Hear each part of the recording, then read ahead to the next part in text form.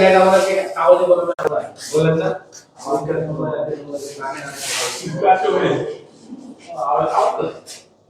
অনেক কাজ করে আছে ভাই এই জায়গাটা আসলো না এখনটা ওখানে মাঝে আপনি বললেন বাড়ি দেখা দিলাম ও 5000 এ বললো যে আমি 4000 দিব দিলে আমাকে অ্যাড করুন আমরা ফোন দিলাম তো কত শুনলেন এখন বলতে তুই তো বলতিস আমি আসবো এখন আমরা বলতে চাই সারা দিন আমি বললাম যে 300 400 বার 300 বার 200 বার বেশি শুরু করতে কোন লিস্ট সামনে একটা লিস্ট আপনি আমি আমার উপর একটা সংস্কার আবেদন করে এই আপনি রাখেন চালাতে পারবেন মানে একটু ভালো ভালো করে একটু যাই সময় লাগবে এটা যখন বক্স করতে থাকবে এটা বিক্রি করতে সময় লাগবে একটু যে ফোন বিক্রি করতে না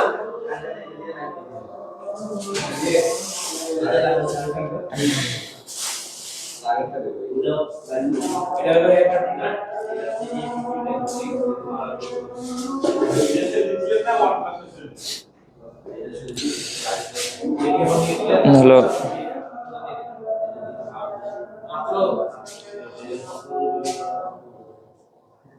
মানে আপনার স্যামসাং এর একটা লিঙ্ক আছে স্যামসাং তো আছে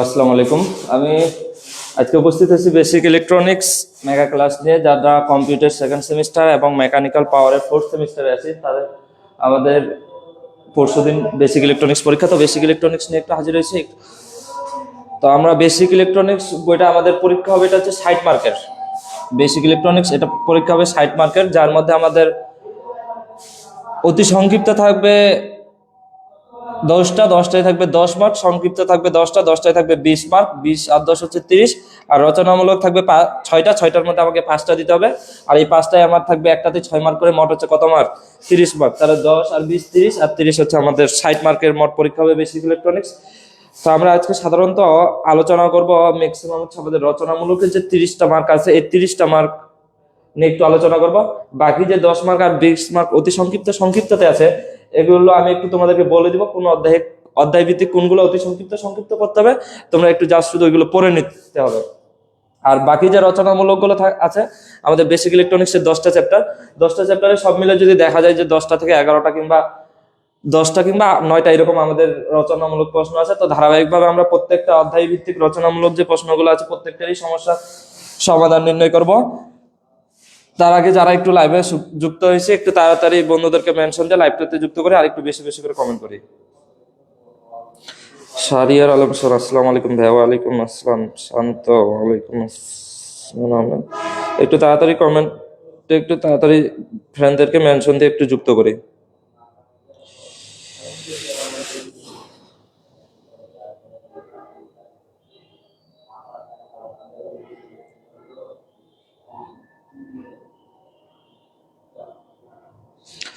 তাহলে দেখি আমরা কথা বেশিক্ষণ না বাড়ে একদমই লাইভে শুরু করি যে আমাদের অধ্যায় ভিত্তিক যে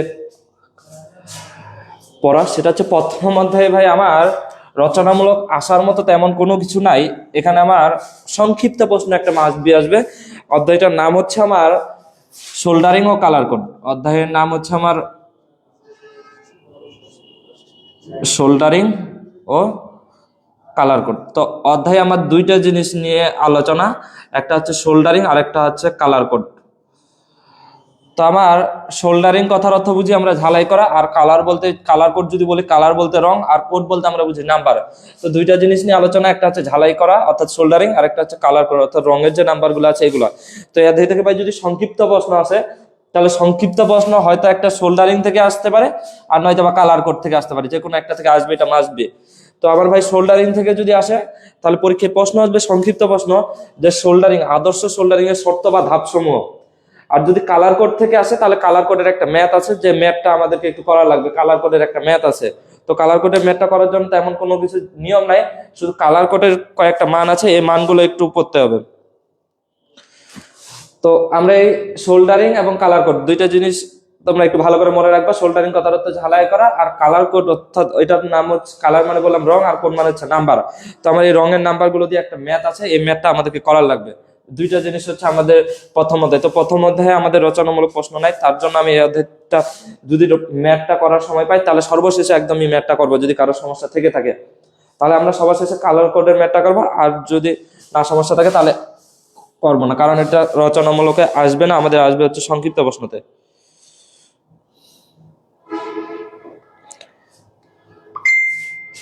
ভাই নেট প্রবলেম মনে হয়, নেট তো প্রবলেম হওয়ার কথা না।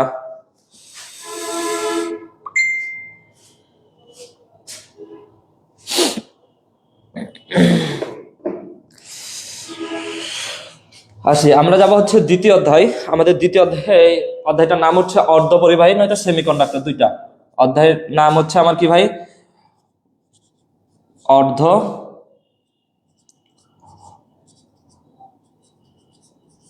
পরিবাহী বা সেমিকন্ডাক্টর। Semi conductor. তো অধ্যায়ের নাম হচ্ছে অর্ধপরিবাহী বা সেমিকন্ডাক্টর। তো আবার এই অর্ধপরিবাহী বা সেমিকন্ডাক্টর পদার্থ আমাদেরকে তিন ভাগে ভাগ করা হয়। পদার্থকে কয় ভাগে ভাগ করা হয়? তিন ভাগে।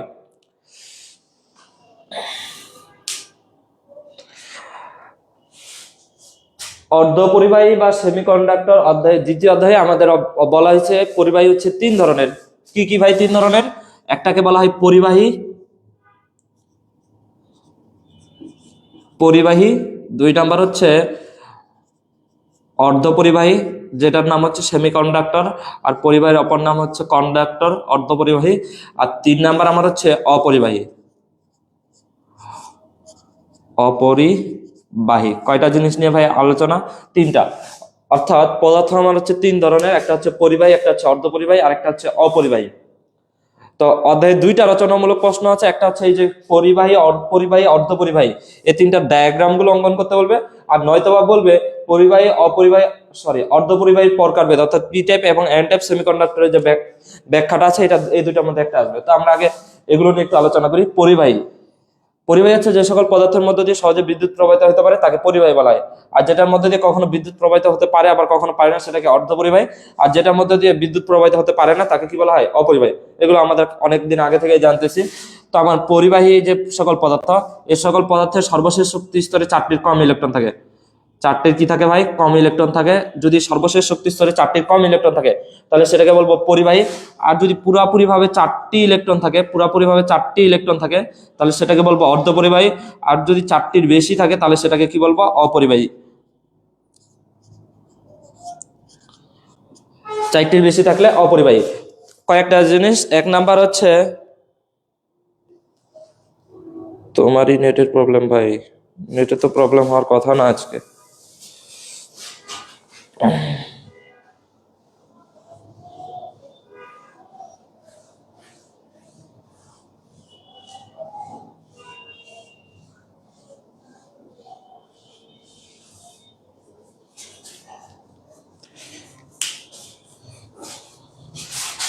ভাই নেটের কি প্রবলেম হচ্ছে বোঝাইতে যাচ্ছে না।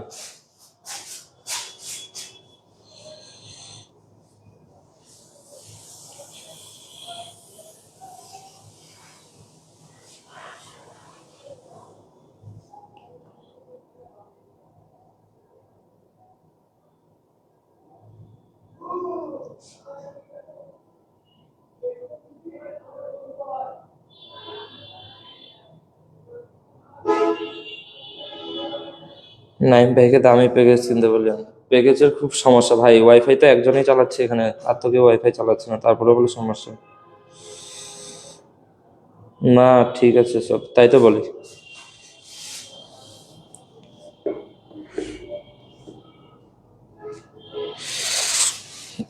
দেখো, তাহলে তিনটা জিনিস নিয়ে বললাম, একটা হচ্ছে পরিবাহী, একটা হচ্ছে অর্ধপরিবাহী, একটা হচ্ছে অপরিবাহী।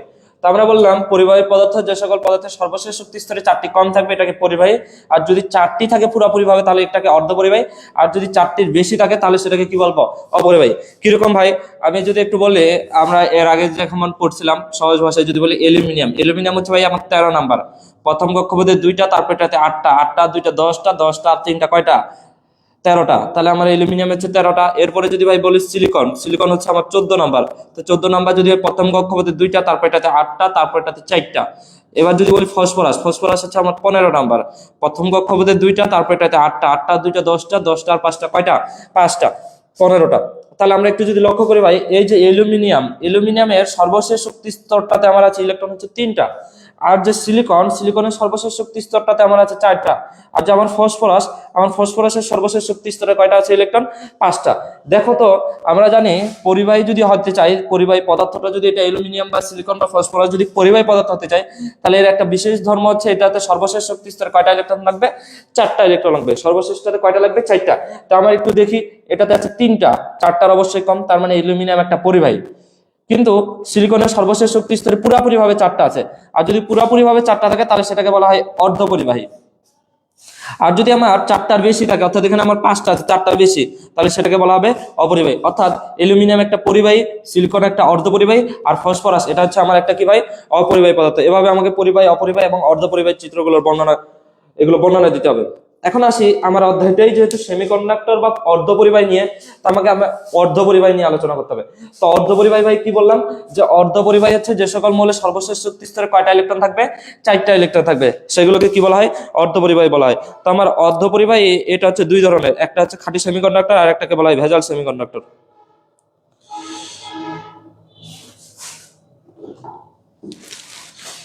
তাহলে দেখি একটু আমার, আমরা বললাম আমার যে অর্ধপরিবাহী বা সেমিকন্ডাক্টর এটা হচ্ছে কয় ধরনের ভাই, দুই ধরনের। একটা কি বললাম, আমার সেমিকন্ডাক্টর বা অর্ধপরিবাহী হচ্ছে দুই ধরনের, একটা বললাম খাঁটি সেমিকন্ডাক্টর,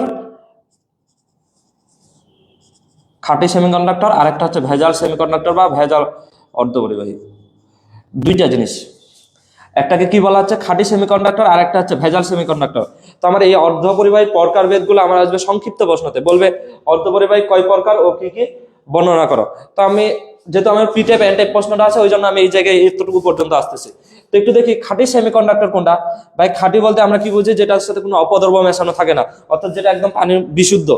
তো আমার খাঁটি সেমিকন্ডাক্টরের সংজ্ঞাটা হচ্ছে এরকম, যে সকল অর্ধপরিবাহী বা যে সকল সেমিকন্ডাক্টরের সাথে কোনো অপদ্রব্য মেশানো থাকবে না তাকে খাঁটি সেমিকন্ডাক্টর বলা হয়।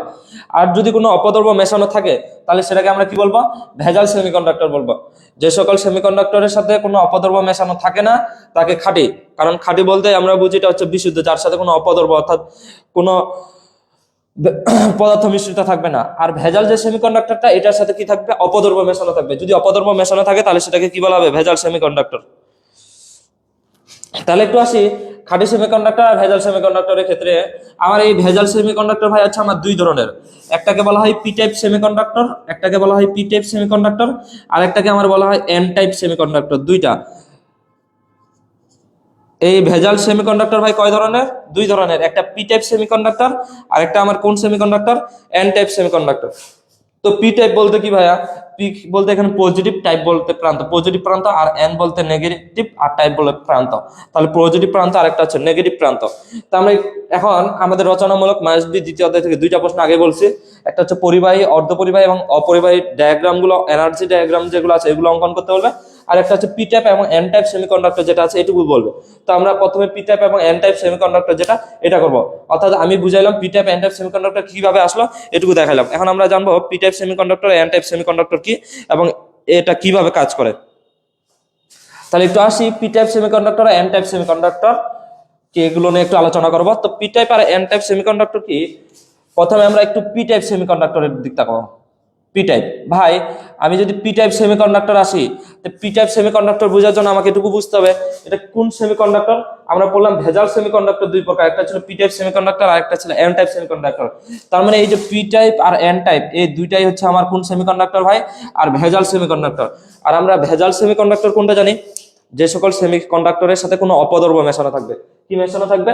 অপদ্রব্য মেশানো থাকবে। যদি অপদ্রব্য মেশানো থাকে তাহলে সেটাকে পি টাইপ, আর কি বলা হবে? এন টাইপ বলা হবে এক কথায়। যেহেতু আমার ভেজাল সেমিকন্ডাক্টর দুই প্রকার, একটা পি টাইপ একটা এন টাইপ, তার মানে দুইটার সাথেই আমার ভেজাল সেমিকন্ডাক্টর যুক্ত থাকবে। এখন আসি ভেজাল অপদ্রব্য কি। আমরা একটু আগে কয়েকটা মৌল পড়লাম, একদিকে যদি একটু লিখে দিই, একটা অ্যালুমিনিয়াম পড়লাম 13 নাম্বার, এর সর্বশেষ শক্তি স্তরে আমার ইলেকট্রন ছিল 3টা। এরপর পড়লাম সিলিকন, সিলিকন ছিল আমার 14 নাম্বার, এটাতে আমার ছিল মোট হচ্ছে কয়টা ভাই? সর্বশেষে 4টা।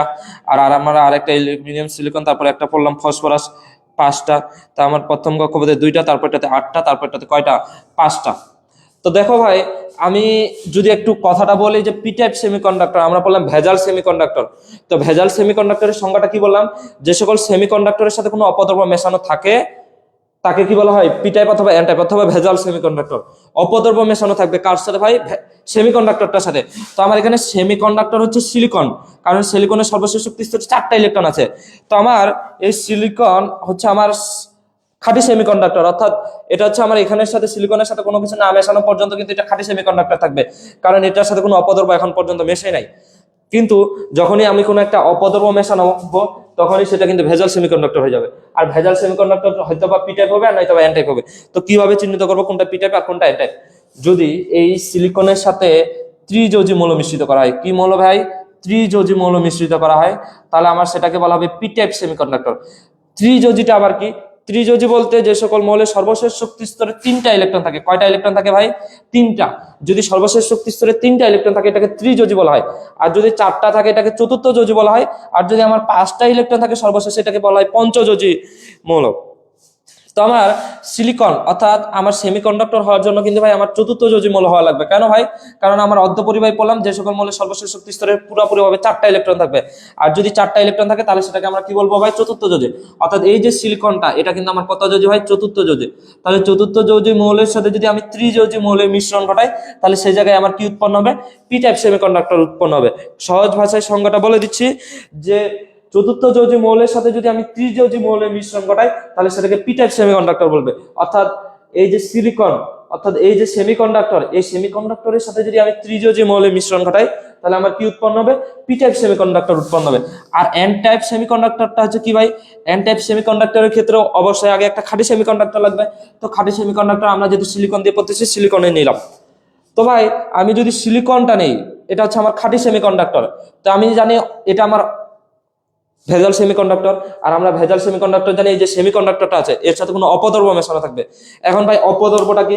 আমরা বললাম যদি ত্রিযোজী হিসাবে অপদ্রব্যটা থাকে তাহলে সেটাকে বলা হবে পি টাইপ। আর যদি ভাই আমার পঞ্চযোজী মৌলটা থাকে, কত যোজী মৌলটা থাকে? পঞ্চযোজী। যেমন সিলিকনের সাথে যদি আমি ফসফরাস মিশ্রিত করি, অর্থাৎ এখানে যদি বলি পঞ্চযোজী মৌল যদি মিশ্রিত করা হয়, কি মিশ্রিত করা হয়? পঞ্চযোজী মৌল মিশ্রিত করা হয়, তাহলে সেটাকে কি বলা হবে? এন টাইপ সেমিকন্ডাক্টর বলা হবে। যদি চতুর্থ যোজীর সাথে ত্রিযোজী মিশ্রিত করা হয় তাহলে সেটাকে বলা হবে পি টাইপ সেমিকন্ডাক্টর। আর যদি চতুর্থ যোজীর সাথে পঞ্চযোজী মিশ্রিত করা হয়, অর্থাৎ এই যে সিলিকনটা, এটা কিন্তু আমার চতুর্থ যোজী ভাই, কারণ সিলিকনের সর্বশেষ শক্তি স্তরে 4টা ইলেকট্রন থাকে। আর যদি 4টা ইলেকট্রন থাকে তাহলে সেটাকে চতুর্থ যোজী বলা হয়। আর যদি 3টা থাকে তাহলে সেটাকে ত্রিযোজী। আর যদি 5টা থাকে তাহলে সেটাকে হচ্ছে পঞ্চযোজী। তো আমার চতুর্থ যোজীর সাথে যদি পঞ্চযোজী মিশ্রিত করা হয় তাহলে সেটাকে এন টাইপ সেমিকন্ডাক্টর বলা হবে। আর যদি চতুর্থ যোজী মৌলের সাথে ত্রিযোজী মৌলে মিশ্রিত করাটা হয় তাহলে সেটাকে হবে পি টাইপ সেমিকন্ডাক্টর বলা হবে। তাহলে আমি P type semiconductor, N type সেমিকন্ডাক্টরের সংজ্ঞাগুলো নিশ্চিতভাবে আমি বুঝাইতে পারছি। যারা বুঝতে পারেন একটু তাড়াতাড়ি কমেন্টে জানাবে। আমরা নেক্সট চলে যাব চিত্রটাতে, পি টাইপ সেমিকন্ডাক্টর আর N type semiconductor. P type বললাম চতুর্থ যোজীর সাথে ত্রিযোজী, আর এন টাইপ হচ্ছে চতুর্থ যোজীর সাথে যদি পঞ্চযোজী মিশ্রিত করি। কেউ যদি কোনো কিছু না মনে রাখতে পারে, দুইটা জিনিস, চতুর্থ যোজীর সাথে ত্রিযোজী মিশ্রিত করলে পি টাইপ, আর যদি চতুর্থ যোজীর সাথে পঞ্চযোজী মৌলের মিশ্রণ করে তাহলে সেটাকে কি বলবো? এন টাইপ সেমিকন্ডাক্টর বলবো। আমরা নেক্সটে চলে যাব চিত্রটাতে। তার আগে কেউ যদি না বুঝে তাহলে একটু বলে থাকবো ভাই ঠিক আছে সব চালিয়ে যান ক্লাস, নেট প্রবলেম। হ্যাঁ ভাই সেটাই তো বলে, আজকে তো নেটের প্রবলেম হওয়ার কিছু নাই।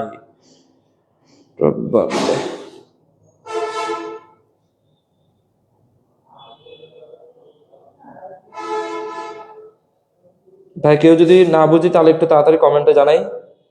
আর যদি জেনে থাকি তাহলে আমরা নেক্সট চলে যাব পি টাইপ এন টাইপ সেমিকন্ডাক্টরের যে চিত্রটা আছে এটুকুতে।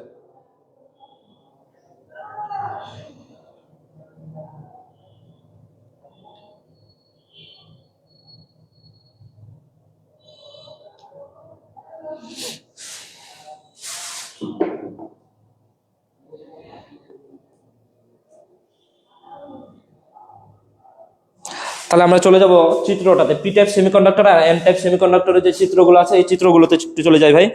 তো চিত্রগুলো বোঝার জন্য আমি একটা চিত্র অঙ্কন করে একটু ভালো করে লক্ষ্য করবা, কারণ চিত্রগুলোতে বেসিক ইলেকট্রনিক্সের যতগুলা রচনামূলকের প্রশ্ন আছে আমার চিত্রগুলোর উপর মার্ক। চিত্রগুলো যদি ভালো করে অঙ্কন করতে পারো তাহলে মার্ক ভালো করে পাবা, আর যদি চিত্র অঙ্কন না করতে পারো ভাই তাহলে কিন্তু মার্ক পাবা না।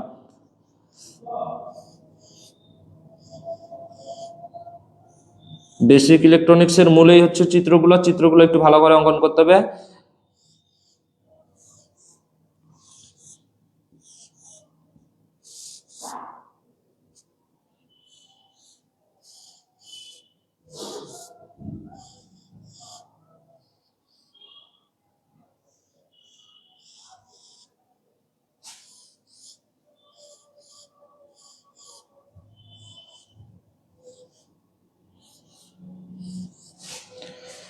একটু দেখি আমার যে চিত্রটা অঙ্কন করছি এটার ক্ষেত্রে একটু যদি বলি, আমি প্রথমে 3টা করে প্রত্যেকটাতে নিচে দিয়ে প্রত্যেকটা ঘরেই 4টা করে রেখা টানছি, 1 2 3 4টা, এটারও 1 2 3 4টা, প্রত্যেকটারই 4টা আছে।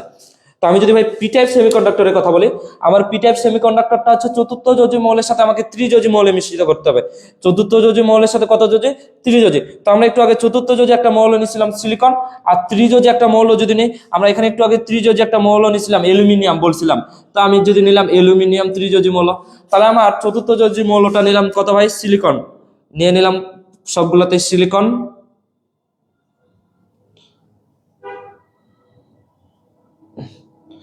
চতুর্থ যোজি মৌলের সাথে ত্রিযোজির মৌল যদি মিশ্রিত করে তাহলে আমার কোন সেমিকন্ডাক্টর হবে ভাই? P type semiconductor. কোন সেমিকন্ডাক্টর হবে? P type semiconductor. তাহলে একটু লক্ষ্য করি ভাই, আমার এখানে হচ্ছে সিলিকন সিলিকন সিলিকন, সবগুলোতে সিলিকন, কিন্তু আমি এই সিলিকনের সাথে কাকে মিশ্রিত করব? অ্যালুমিনিয়াম। তাহলে যেটাকে আমি মিশ্রিত করবো এটাকে মাঝখানে লিখে দিলাম, অ্যালুমিনিয়ামটাকে কোথায় লিখলাম ভাই? মাঝখানে। আর চারপাশে আমি সিলিকন নিয়ে নিলাম। এখন তোমার ইচ্ছা মতো তুমি একটা চতুর্থ যোজি মৌল নিলেই হইলো, আর যে কোনো একটা ত্রিযোজি মৌল নিলেই হলো। তোমাদের বইয়ে হয়তো বা জার্মেনিয়াম আর গেলিয়াম দিয়ে দেওয়া আছে। জার্মেনিয়াম হচ্ছে 32 নম্বর, এটা একটু মনে রাখবা। এখন একটু আসি যেটা, সেটা হচ্ছে আমার সিলিকন আছে। তো ভাই আমরা সিলিকন কত যোজি মৌল? চতুর্থ যোজি মৌল। কেন ভাই? কারণ সিলিকনের সর্বশেষ শক্তি স্তরে 4টা ইলেকট্রন আছে। যদি 4টা দেয় থাকে 1 2 3 4টা ইলেকট্রন। সিলিকনের সর্বশেষ শক্তি স্তরে 4টা, 1 2 3 4টা, 1 2 3 4টা। এই যে সিলিকন 1 2 3 4টা, এই যে সিলিকন 1 2 3 4টা, এই যে সিলিকন 1 2 3 4টা, এই যে সিলিকন 1 2 3 4টা, এই যে সিলিকন 1 2 3 4টা। আমার যতগুলো সিলিকন ছিল সিলিকনগুলো সর্বশেষ শক্তি স্তরে যদি 4টা ইলেকট্রন থাকে তাহলে সবগুলোতে 4টা করে ইলেকট্রন দিলাম। এবার অ্যালুমিনিয়াম ভাই, অ্যালুমিনিয়ামের সর্বশেষ শক্তি স্তরে ভাই কয়টা ইলেকট্রন থাকে ভাই? 3টা ইলেকট্রন থাকে। তাহলে এই যে একটা, এই যে 2টা, এই যে আরেকটা দিলাম, মনে করো 3টা। তো যতক্ষণ আমি অ্যালুমিনিয়ামের 3টা দিচ্ছি, এটা যদি আমার পি টাইপ সেমিকন্ডাক্টর, চতুর্থ যোজি 4-5টা নিব, আর যেটাকে মিশ্রিত করবো ওটাকে মাঝখানে লিখবো সবসময়। তো আমার ত্রিযোজি মৌলটা যদি দেখি তাহলে এই জায়গায় আমার একটা ফাঁকা থাকতেছে। আমার যে জায়গায় ফাঁকা থাকবে এটাকে বলা হয় হোল বা গর্ত। কি বলা হয় ভাই? হোল বা গর্ত। তাহলে পি টাইপ সেমিকন্ডাক্টর যখন আমরা লিখতেছি তাহলে এই পি টাইপ সেমিকন্ডাক্টরটা আমার কি উৎপন্ন হয়? হোল বা গর্ত। কেন ভাই? কারণ এই জায়গায় আমার যেটা ফাঁকা থাকতেছে পুরো এতটাতে, তাহলে এটুকুকে আমার কি বলা হবে? হোল বা গর্ত।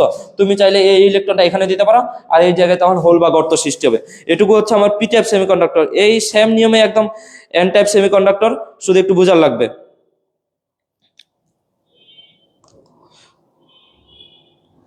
পি টাইপ সেমিকন্ডাক্টরের মতো এন টাইপ সেমিকন্ডাক্টর। তো পি টাইপ সেমিকন্ডাক্টর এটুকু হচ্ছে পি টাইপ সেমিকন্ডাক্টর। সেম ভাবে ভাই এন টাইপ সেমিকন্ডাক্টর, একটু যদি এন টাইপ সেমিকন্ডাক্টর চিত্রটা বুঝে তাহলে এটা সহজ হয়ে যাবে। কিরকম? আমরা এন টাইপ যে সেমিকন্ডাক্টরটা এটা বললাম চতুর্থ যোজি মৌলের সাথে পঞ্চযোজি, এটাতে ছিল ত্রিযোজি, এটাতে হচ্ছে চতুর্থ যোজি মৌলের সাথে পঞ্চযোজি, অর্থাৎ সেমিকন্ডাক্টরের সাথে যদি পঞ্চযোজি মিশ্রিত করে তাহলে সেটাকে বলা হবে এন টাইপ সেমিকন্ডাক্টর। তো পঞ্চযোজি আমি তো ভাই চতুর্থ যোজি মৌল একটা নিয়েই রাখছি, সবগুলোতে আমার সিলিকনেই আছে। তো এই চিত্রটা পি টাইপটা অঙ্কন করার পর তারপরে এন টাইপটাতে আসবো। তো এন টাইপে আমি চিত্রটা একটাতেই দিয়ে অঙ্কন করতেছি। তো দেখো আমার সবগুলোতেই সিলিকনেই আছে, কিন্তু এন টাইপ সেমিকন্ডাক্টরের সাথে, অর্থাৎ এই যে পি টাইপটা আছে, এই পি টাইপের জায়গায় যদি আমি ভাই এন টাইপের চিত্রটা অঙ্কন করি তখন এন টাইপের চিত্রটার ক্ষেত্রে আমার সবগুলোতে সিলিকনেই থাকবে, কিন্তু মাঝখানে চতুর্থ যোজি, এখানে ত্রিযোজির জায়গায় চলে আসবে কি? পঞ্চযোজি মৌল। তো আমার পঞ্চযোজি মৌল একটু আগে ভাই আমি লিখলাম ফসফরাস, 5টা সর্বশেষ শক্তি স্তরে 5টা ইলেকট্রন আছে।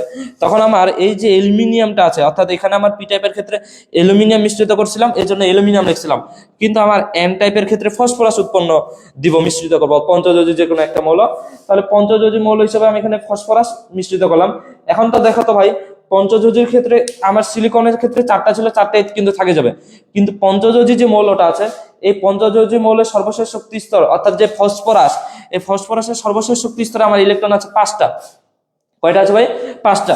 যদি 5টা থাকে তাহলে 1টা 2টা 3টা, এই জায়গায় আরেকটা দেখলাম 4টা। আর কি কোনো জায়গায় ঘর ফাঁকা আছে ভাই? না। যদি না থাকে তাহলে এই যে একটা ইলেকট্রন, এটাকে বাইরে লিখে দিব। কথায় লিখে দিব বাইরে। এই যে বাইরের যে ইলেকট্রনটা থাকবে, বাইরের যে ইলেকট্রনটা থাকবে এন টাইপ সেমিকন্ডাক্টর, এটাকে বলা হয় ফ্রি ইলেকট্রন বা মুক্ত ইলেকট্রন। কি বলা হয় ভাই? ফ্রি ইলেকট্রন বা মুক্ত ইলেকট্রন। ফ্রি ইলেকট্রন বা মুক্ত ইলেকট্রন। অর্থাৎ আমার পি টাইপ যখন সেমিকন্ডাক্টরটা উৎপন্ন হলো, তখন এই জায়গায় আমার একটা গর্ত বা ফাঁকা ছিল, একটা ঘর, যে জন্য এখানে আমার হোল বা গর্ত উৎপন্ন হয়েছিল ফ্রি পি টাইপ সেমিকন্ডাক্টর। কিন্তু ভাই যখন আমি এন টাইপ সেমিকন্ডাক্টরের দিকে আসলাম, তখন এন টাইপ সেমিকন্ডাক্টরের ক্ষেত্রে কি হয়ে গেল ভাই? যখন চতুর্থ যোজির সাথে পঞ্চযোজীটা মিশ্রিত করলাম, তখন কিন্তু চারপাশে 4টা লিখলাম, পরে একটা বাইরে লিখলাম। তখন এই যে বাইরের যে ইলেকট্রনটা থাকলো, এটা যেহেতু মুক্ত অবস্থায় আছে, এই জন্য এটাকে বলা হয় ফ্রি ইলেকট্রন বা মুক্ত ইলেকট্রন। আর যেহেতু ভাই আমার পি টাইপ সেমিকন্ডাক্টরে হোল বা গর্ত উৎপন্ন হয়েছে, এই জন্য এটা হচ্ছে আমার পজিটিভ চার্জ ভাই। পি টাইপে যেটা উৎপন্ন হয়েছে এটা হচ্ছে কোন চার্জ ভাই? পজিটিভ। কারণ আমি বললাম পি টাইপ মানে হচ্ছে পজিটিভ, তাহলে পি টাইপে যেটা উৎপন্ন হবে এটা হচ্ছে পজিটিভ চার্জ ভাই। আমার যে ফ্রি ইলেকট্রন বা মুক্ত ইলেকট্রনটা উৎপন্ন হলো, এটা কিন্তু আমার এন টাইপ সেমিকন্ডাক্টর। আর এন মানে যেহেতু আমার নেগেটিভ, তার মানে এই ফ্রি ইলেকট্রন বা মুক্ত ইলেকট্রন এটা হচ্ছে আমার নেগেটিভ চার্জ ভাই। এটুকুই ছিল আমার পি টাইপ আর এন টাইপ সেমিকন্ডাক্টরের বর্ণনা। পি টাইপ সেমিকন্ডাক্টর আমার হোল বা গর্ত উৎপন্ন হয়, আর এই জন্য এটা হচ্ছে পজিটিভ চার্জ ভাই। আর এন টাইপে আমার ফ্রি ইলেকট্রন বা মুক্ত ইলেকট্রন উৎপন্ন হয়, এই জন্য হচ্ছে আমার এটুকু নেগেটিভ চার্জ ভাই। আশা করি P type N type semiconductor বুঝছো। যদি না বুঝে থাকো তাহলে একটু তাড়াতাড়ি কমেন্টে জানাও, নাহলে আমরা নেক্সট এই অধ্যায়ে যে কন্ডাক্টর সেমিকন্ডাক্টর ইনসুলেটরের ডায়াগ্রামগুলো আছে এগুলোতে যাবো।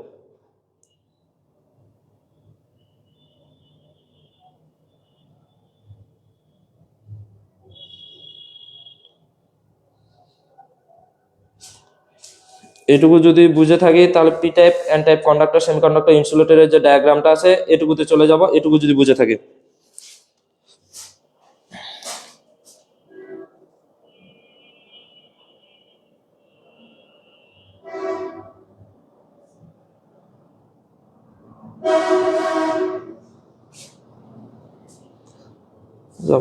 আসসালামু আলাইকুম ভাই। ওয়ালাইকুম আসসালাম। একটু তাড়াতাড়ি একটু কমেন্টে জানাবা ভাই যে বুঝছো না নাই। যদি বুঝে থাকো তাহলে আমরা নেক্সট প্রশ্ন যেটা আছে ওটাতে যাবো, কন্ডাক্টর সেমিকন্ডাক্টর ইনসুলেটরের যে ডায়াগ্রামগুলো।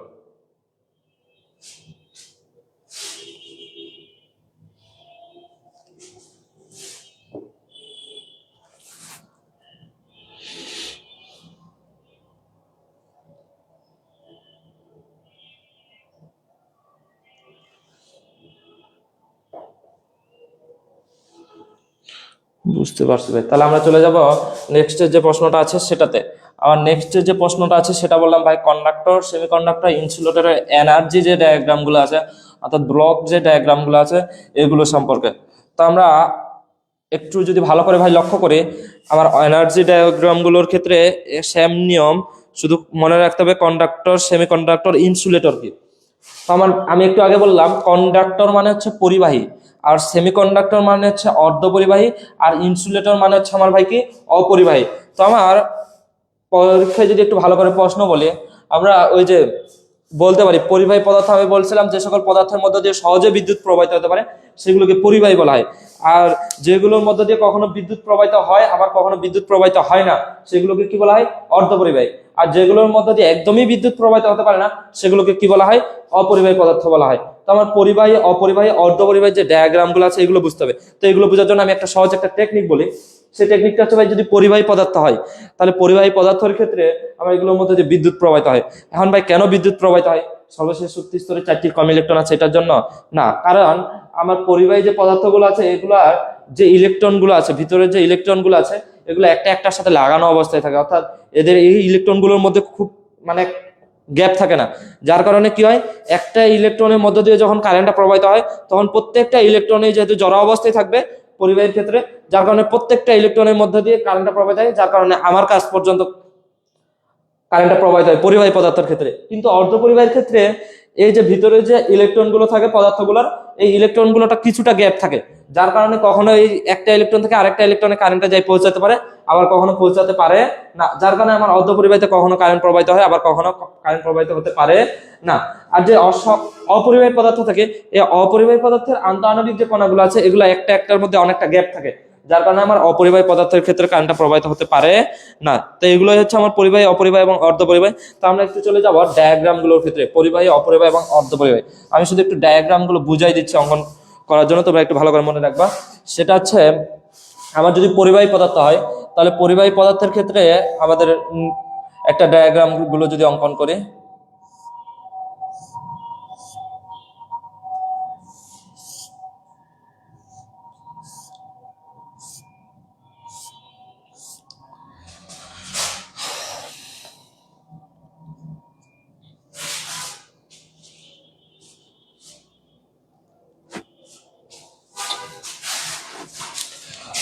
এই জায়গায় একটা অঙ্কন করি অপরিবাহী পদার্থটা। তাহলে অপরিবাহী পদার্থটা যদি আমি একটু অঙ্কন করি, তাহলে এটা হচ্ছে এরকম।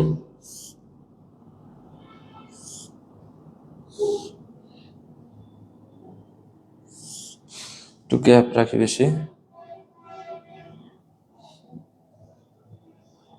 আর একটু গ্যাপ রাখি, তাহলে একটু ভালো হয়। তাই আমি একটু দেখি ভাই আমার চিত্রগুলো কিরকম করে অঙ্কন করি। যে চিত্রগুলো যেগুলো অঙ্কন করি সেগুলো হচ্ছে যে এরকম, যেটা হচ্ছে আমার এটা মনে করো কনডাকশন ব্যান্ড, লিখে দিব কনডাকশন ব্যান্ড, আর একটা হচ্ছে ভ্যালেন্স ব্যান্ড। একটা হচ্ছে কনডাকশন ব্যান্ড আর একটা হচ্ছে ভাই কি ভ্যালেন্স ব্যান্ড। সেমভাবে প্রত্যেকটাতেই লিখে দিব একটা কনডাকশন ব্যান্ড আর একটা হচ্ছে ভ্যালেন্স ব্যান্ড।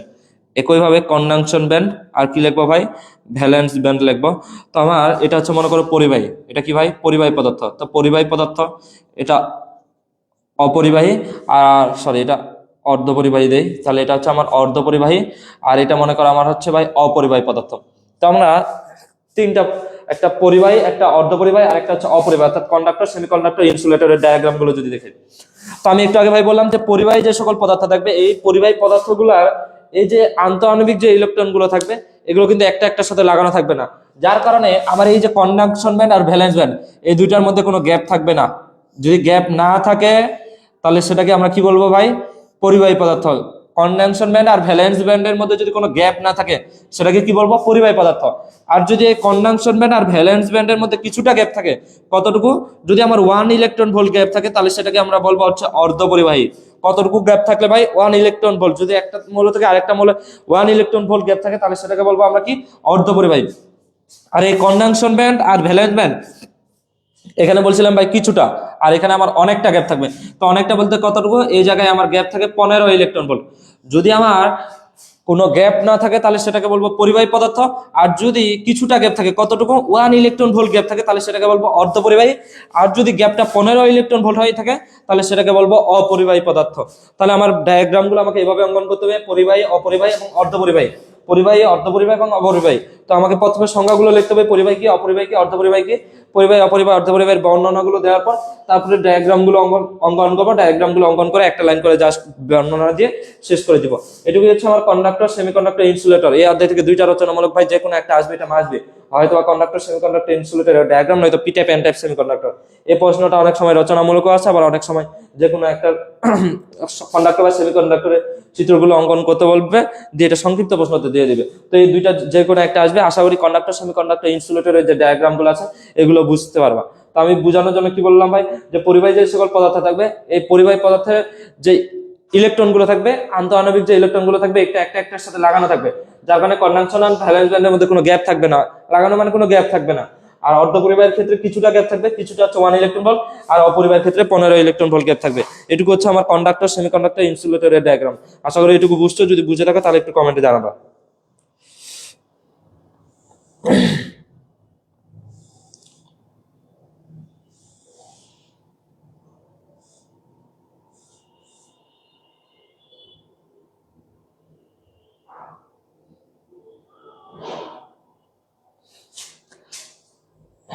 আশা করি এটুকু বুঝছো। যদি বুঝে থাকো তাহলে একটু কমেন্টে তাড়াতাড়ি জানাবা। বুঝছি।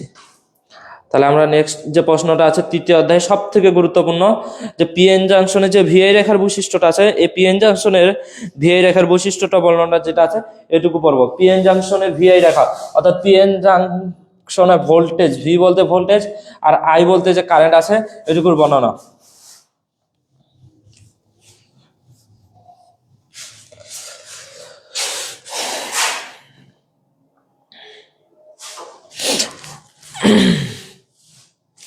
পিএন জাংশনের ভিআই রেখার বর্ণনা, অর্থাৎ তৃতীয় অধ্যায় যেটা আছে পিএন জাংশনের প্রশ্নটা হচ্ছে পিএন জাংশনে ভিআই রেখার বৈশিষ্ট্য। কি রেখার বৈশিষ্ট্য ভাই? ভিআই রেখার বৈশিষ্ট্য বর্ণনা করতে পারবে। তো আমার পিএন জাংশন কি, অর্থাৎ পিএন জাংশনে বা ডায়োড কি? আমার ডায়োড হচ্ছে আমার পি টাইপ এবং এন টাইপ, অর্থাৎ পজিটিভ প্রান্ত আর নেগেটিভ প্রান্ত যে জায়গায় এসে মিলিত হয়, এই মিলিত স্থানে যে ক্রিস্টাল তৈরি হয় এটাকে বলা হয় আমার ডায়োড। আর আমার এই যে ডায়োডটা আছে এটা খুবই গুরুত্বপূর্ণ। আমার এই যে ডায়োডটা আছে এই ডায়োডের প্রতীক হচ্ছে এটা। আর এই যে ডায়োডের প্রতীকে যে লম্বা চিহ্নটা থাকবে ভাই, এই লম্বা চিহ্নের এদিকে আমার সবসময় নেগেটিভ প্রান্ত থাকে আর এই পাশে সবসময় পজিটিভ প্রান্ত থাকে। অর্থাৎ এই যে পজিটিভ প্রান্ত আর নেগেটিভ প্রান্ত মিলিত হয়ে যে ক্রিস্টালটা তৈরি হলো এটাকে সাধারণত কি বলা হয় ভাই? ডায়োড। আর এই ডায়োডের ক্ষেত্রে ভালো করে মনে রাখতে হবে, ডায়োডের লম্বা প্রান্তটা যেদিকে থাকবে এদিকে হচ্ছে নেগেটিভ, আর তার বিপরীত পাশে সবসময় কোন প্রান্ত হবে? পজিটিভ প্রান্ত হবে। এটুকু হচ্ছে আমার ভাই কিসের প্রতীক? ডায়োডের প্রতীক। তো আমার এই ডায়োডের বায়াসিং হচ্ছে দুই ধরনের। কয় ধরনের? ডায়োডের বায়াসিং দুই ধরনের। কি কি ভাইয়া? ডায়োডের বায়াসিং হচ্ছে দুই ধরনের, একটাকে বলা হয় পজিটিভ প্রান্ত আর একটাকে বলা হয় নেগেটিভ প্রান্ত। সরি, একটা হচ্ছে ফরওয়ার্ড ব্যাস আর একটা হচ্ছে রিভার্স ব্যাস। তো আমরা এই ফরওয়ার্ড ব্যাস আর রিভার্স ব্যাস নিয়ে একটু আলোচনা করব। পিএন জাংশন জানার জন্য আমাকে এটা এটুকু জানার লাগবে যে আমার হচ্ছে ফরওয়ার্ড ব্যাস কি আর রিভার্স ব্যাস কি। তো ফরওয়ার্ড ব্যাস হচ্ছে ভাই, যদি এই ডায়োডের বা কোনো তারের যদি পজিটিভ প্রান্তের সাথে পজিটিভ প্রান্ত থাকে আর যদি নেগেটিভ প্রান্তের সাথে নেগেটিভ প্রান্ত থাকে তাহলে সেটাকে আমার বলা হয় রিভার্স ব্যাস। তো কি বললাম ভাই? ভাই আমি একটা কথা বলছিলাম, আমার এই যে ডায়োড, এটা একটা ডায়োড। তো আমার এই যে ডায়োড আছে এই ডায়োডের এই পাশে হচ্ছে আমার নেগেটিভ প্রান্ত আর এই পাশে আমার হচ্ছে পজিটিভ প্রান্ত। সেম ভাবে এই ডায়োডের এই পাশে নেগেটিভ প্রান্ত, এই পাশে হচ্ছে আমার কোন প্রান্ত? পজিটিভ প্রান্ত। তো আমরা একটু যদি লক্ষ্য করি ভাই, আমার এই পাশে হচ্ছে পজিটিভ, আমার যদি ফরওয়ার্ড বায়াস হয়, কোন বায়াস হয়? ফরওয়ার্ড বায়াস হয়। তো আমার ফরওয়ার্ড বায়াস আর একটা হচ্ছে রিভার্স বায়াস। তো আমার দুইটা বায়ার্সের ক্ষেত্রে একটা নিয়ম হচ্ছে, আমার ফরওয়ার্ড বায়ার্সের ক্ষেত্রে বৈশিষ্ট্য হচ্ছে এই ফরওয়ার্ড বায়াসে পজিটিভ প্রান্তের সাথে ব্যাটারি পজিটিভ প্রান্ত থাকবে। পজিটিভ প্রান্তের সাথে ভাই কোন প্রান্ত থাকবে? পজিটিভ প্রান্ত। যদি পজিটিভ প্রান্তের সাথে পজিটিভ প্রান্ত থাকে আর আমার যে নেগেটিভ প্রান্তটা থাকবে এই নেগেটিভ প্রান্তের সাথে যদি নেগেটিভ প্রান্ত থাকে তাহলে সেটাকে বলা হয় ফরওয়ার্ড বায়াস। ব্যাটারির যে বড় প্রান্তটা থাকে এটাকে পজিটিভ বলা হয় আর যে ছোট প্রান্তটা থাকে এটাকে কি বলা হয়?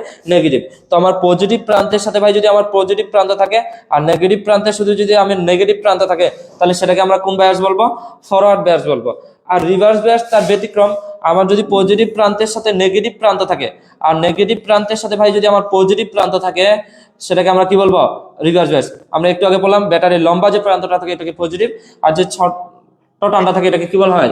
নেগেটিভ বলা হয়। তাহলে আমার এই পাশে দেখো তো ভাই পজিটিভের সাথে নেগেটিভ আছে আর নেগেটিভের সাথে কি থাকে? পজিটিভ, তাহলে সেটাকে বলবো রিভার্স বায়াস। আর যদি ভাই পজিটিভের সাথে পজিটিভ আর নেগেটিভের সাথে নেগেটিভ থাকে তাহলে সেটাকে কি বলবো? Forward bias. এই দুটোই হচ্ছে ফরওয়ার্ড বায়াস আর রিভার্স বায়াস বোঝার জন্য ইম্পর্টেন্ট। তো আমার আরেকটা জিনিস ভাই জানা লাগবে, সেটা হচ্ছে ফরওয়ার্ড বায়াস আর রিভার্স বায়াস যে আছে এই কোনটাতে বেশি কারেন্ট প্রবাহিত হয়। তো আমার সাধারণত আমি যদি ওই যে তারগুলোর ক্ষেত্রে একটু বলে যে আমাদের ফরওয়ার্ড ব্যাস অর্থাৎ পজিটিভ প্রান্তের সাথে পজিটিভ প্রান্ত আর নেগেটিভ প্রান্তের সাথে যখন নেগেটিভ প্রান্ত থাকবে আর অর্থাৎ যখন আমার ফরওয়ার্ড ব্যাস প্রবাহিত হবে তখন আমার এটার মধ্যে কারেন্ট প্রবাহিত হবে। কিন্তু যখন আমার পজিটিভ প্রান্তের সাথে নেগেটিভ প্রান্ত অথবা নেগেটিভ প্রান্তের সাথে পজিটিভ প্রান্ত হয়ে যাবে তখন এটার মধ্যে দিয়ে আমার কারেন্ট প্রবাহিত হতে পারবে না। অর্থাৎ ওই যে আমরা তারগুলো জানি দুইটা, একটা হচ্ছে লাল তার একটা হচ্ছে কালো তার। ভাই তুমি যদি লাল তারের সাথে কালো তার দিয়ে দাও অর্থাৎ পজিটিভের সাথে নেগেটিভ দিয়ে যাও তখন কিন্তু তোমার কারেন্টটা প্রবাহিত হবে না, তখন কিন্তু কারেন্টটা বিচ্ছিন্ন হয়ে যাবে। যেটা হচ্ছে রিভার্স বায়াস, যখন পজিটিভের সাথে নেগেটিভ লাগাবো ভাই তখন কারেন্টটা সংযোগ না হয় এটা বিচ্ছিন্ন হয়ে যায়। কিন্তু যখন আমি পজিটিভের সাথে পজিটিভ লাগাবো আর নেগেটিভের সাথে নেগেটিভ লাগাবো তখন কিন্তু আমার কারেন্টটা প্রবাহিত হবে। এটুকুই হচ্ছে ফরওয়ার্ড বায়াস আর রিভার্স বায়াস। তো আরেকটা জিনিস মনে রাখতে হবে, এই রিভার্স বায়াস থেকে লিকেজ পরিমাণ কারেন্ট উৎপন্ন হয়। তো এইগুলো নিয়ে আমাদের নেক্সটে আলোচনা হচ্ছে। এটুকুই হচ্ছে আমার ফরওয়ার্ড বায়াস আর রিভার্স বায়াসের বর্ণনা।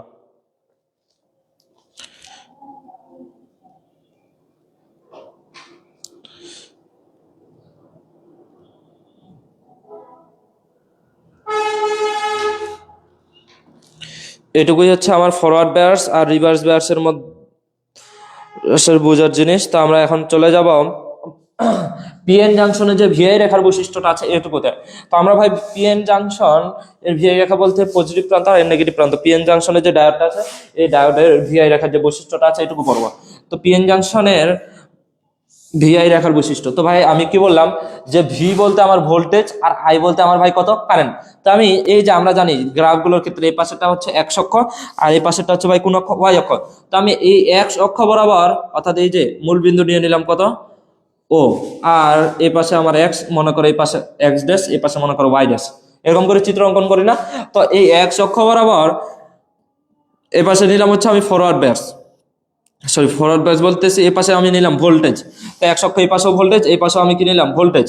আর ওয়াই অক্ষ বরাবর নিলাম আমি হচ্ছে কারেন্ট আই, তাহলে এই পাশে আমার হচ্ছে কারেন্ট আই, ভিআই রেখা অর্থাৎ ভোল্টেজ আর কারেন্টের যে রেখা এইটুকু অঙ্কন করতে বলছে। তা আমি এক্স অক্ষ বরাবর ভোল্টেজ নিলাম আর ওয়াই অক্ষ বরাবর ভাই কি নিলাম, হ্যাঁ কারেন্ট নিলাম। তাহলে আমরা এটুকু একটু দেখি, আমি যদি একটু ভালো করে লক্ষ্য করি, আমার এই বরাবর ভোল্টেজ নিচ্ছি, তো আমি ভোল্টেজ নিলাম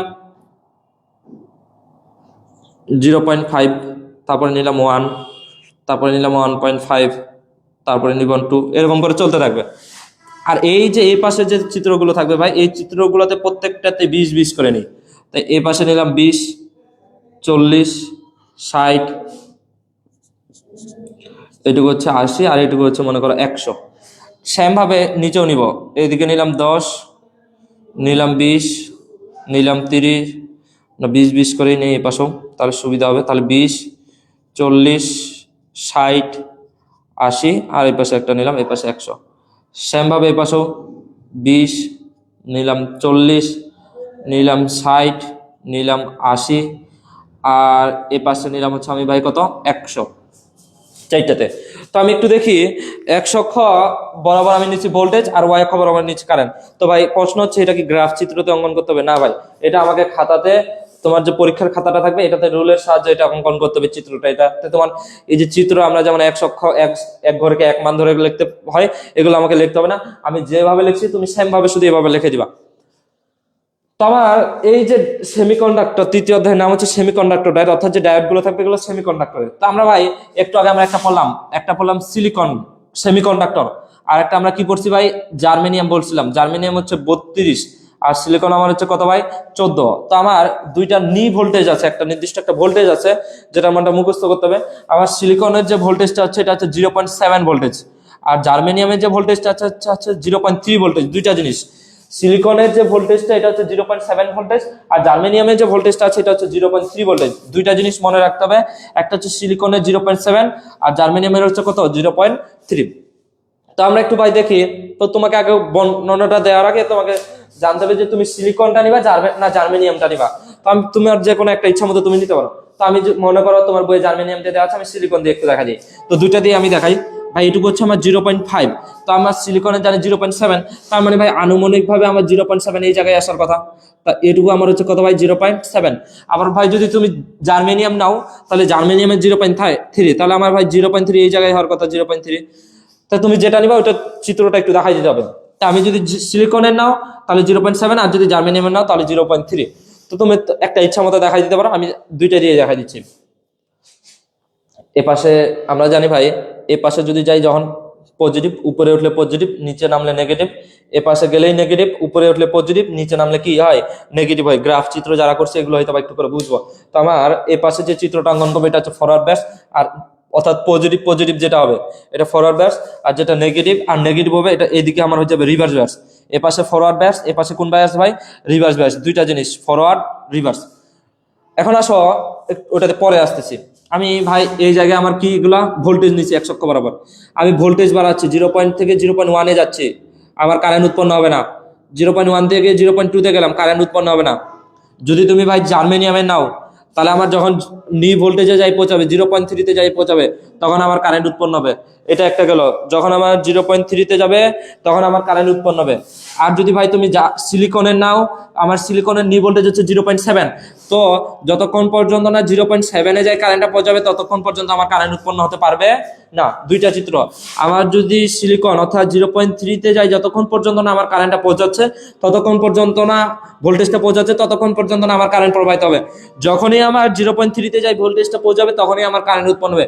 কোনটার ক্ষেত্রে ভাই, যদি আমার এই ডায়োডটা জার্মেনিয়ামের হয়, কিন্তু ভাই যদি আমার সিলিকনের ডায়োডটা হয় তাহলে সিলিকনের নি ভোল্টেজ হচ্ছে আমার 0.7, যতক্ষণ পর্যন্ত না এই 0.7 যায় কারেন্টটা পৌঁছাবে ততক্ষণ পর্যন্ত আমার কারেন্ট উৎপন্ন হবে না। যখনই আমার 0.7 যায় পৌঁছাবে তখনই আমার কারেন্টটা উৎপন্ন হবে। এটুকুই হচ্ছে আমার এই পাশে, যেহেতু কারেন্টটা উৎপন্ন হচ্ছে এই জন্য এটা হচ্ছে আমার ফরওয়ার্ড ব্যাস। আর আমরা ফরওয়ার্ড ব্যাস একটু আগে বললাম যে পজিটিভ প্রান্তের সাথে কি থাকবে ভাই পজিটিভ প্রান্ত, আর নেগেটিভ প্রান্তের সাথে কি থাকবে নেগেটিভ প্রান্ত। তাহলে এই জায়গায় দেখাই দিব ফরওয়ার্ড ব্যাসের চিত্রটা। নেক্সটে এই জায়গাতে আসবো ভাই রিভার্স ব্যাস। তো আমরা কি জানি রিভার্স ব্যাসের লিকেজ পরিমাণ কারেন্ট হয়, কিন্তু এখানে কোনো ভোল্টেজ উৎপন্ন হবে না, যার কারণে এই যে ভোল্টেজের রেখাটা আছে এই ভোল্টেজের রেখাটা জিরো থেকে নেমে যাবে। কথা থেকে নেমে যাবে ভাই, জিরো থেকে নেমে যাবে, যার কারণে এখানে জিরো থেকে নামছে। তো তুমি চাইলে 10-20 পর্যন্ত বাড়াইতে পারো, দিয়ে একটা সময় আসে আমার ভোল্টেজটা ভাঙে যাবে, একটা সময় আসে কি হয়ে যাবে, ভোল্টেজটা ভাঙে যাবে। অর্থাৎ যখন তুমি ভাই পজিটিভটা নেগেটিভের সাথে লাগাবা, তো দেখবা যে যত তুমি যে জায়গায় পজিটিভটা নেগেটিভের সাথে লাগাইছো এই জায়গার আগ মুহূর্ত পর্যন্ত তোমার কারেন্টটা ঠিকই যাবে, কিন্তু যে জায়গায় তুমি পজিটিভের সাথে নেগেটিভ লাগাই দিছো সেখানে যাই কিন্তু তোমার কারেন্টটা ভাঙে যাবে, অর্থাৎ ভোল্টেজটা ভাঙে যাবে। তো এই জায়গায় যায় আমার এই যে এখানে আমি ভাঙাইছি হচ্ছে 100 ভোল্টেজে, কত ভোল্টেজে 100, তুমি চাইলে 80 ভোল্টেজে ভাঙাইতে পারো। তো যে ভোল্টেজে যায় আমার কারেন্টটা ভাঙে যাবে, যে ভোল্টেজে যায় আমার কারেন্টটা ভাঙে যাবে, এটাকে বলা হয় ব্রেকডাউন ভোল্টেজ। এটাকে ভাই কি বলা হবে, ব্রেকডাউন ভোল্টেজ। এটাকে কি বলা হবে, ব্রেকডাউন ভোল্টেজ। আর যে জায়গায় যাই আমার কারেন্টটা উৎপন্ন হয় এটাকে বলা হয় আমার নি ভোল্টেজ। এটাকে কি বলা হয়, নি ভোল্টেজ। দুইটা জিনিস মনে রাখতে হবে, যে জায়গায় যাই কারেন্টটা আসে ভাঙে যাবে এটাকে বলা হবে ব্রেকডাউন ভোল্টেজ, আর যে জায়গায় যাই কারেন্টটা উৎপন্ন হবে এটাকে ভাই কি বলা হবে, নি ভোল্টেজ। দুইটা জিনিস, যে জায়গায় যাই ভাঙে যাবে এটাকে ব্রেকডাউন, আর যে জায়গায় ভোল্টেজটা যাবে কারেন্টটা উৎপন্ন হবে এটাকে বলা হবে নি ভোল্টেজ। এটুকু হচ্ছে পিএন জাংশনের ভিআই রাখার বৈশিষ্ট্য। আমি যে কথাগুলো বললাম এই কথাগুলো তোমাকে সাজাই বুঝাই একটু লিখতে হবে। ফরওয়ার্ড বায়াসের চিত্র একবার বর্ণনা করতে হবে, একবার রিভার্স বায়াসের চিত্র বর্ণনা করতে হবে। তো রিভার্স বায়াসের চিত্রটা একটু দেখাই দেই। পজিটিভ নেগেটিভ, কারণ ডায়োডের লম্বা যে টানটা থাকে এই পাশে নেগেটিভ হয় আর এই পাশে কি হয়, পজিটিভ। তো পজিটিভ প্রান্তের সাথে পজিটিভ প্রান্ত আর নেগেটিভ প্রান্তের সাথে আমার পজিটিভ প্রান্তের সাথে নেগেটিভ প্রান্ত আর নেগেটিভ প্রান্তের সাথে কি হবে, পজিটিভ প্রান্ত। এটুকুই হচ্ছে আমার রিভার্স ব্যাস, ওই পাশেটা হচ্ছে ফরওয়ার্ড ব্যাস। তো এটুকুই হচ্ছে আমার পিএন জাংশনে ভিআই রাখার বৈশিষ্ট্যের বর্ণনা। আশা করি এটুকু বুঝছো। যদি ভাই বুঝে থাকো তাহলে একটু তাড়াতাড়ি কমেন্টে জানাও, তাড়াতাড়ি কমেন্টে জানাইতে পারলে তাড়াতাড়ি নেক্সট প্রশ্নতে চলে যাবো।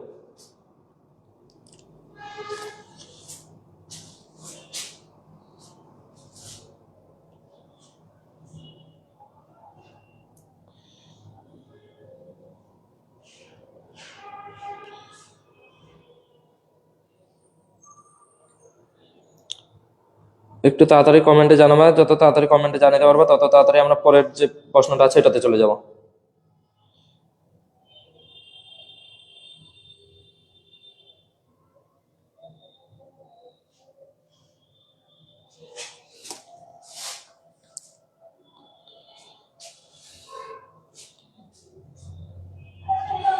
একটু তাড়াতাড়ি পরেরটাতে যাই, তাহলে আমরা পরেরটাতে যাইতে পারবো। একটু তাড়াতাড়ি একটু জানাই ভাই যে বুঝছি কিনা, যদি বুঝে থাকি তাহলে পরেরটাতে চলে যাব। পরের অধ্যায়ে আমার সব থেকে গুরুত্বপূর্ণ যেটা আছে এটা আমার হচ্ছে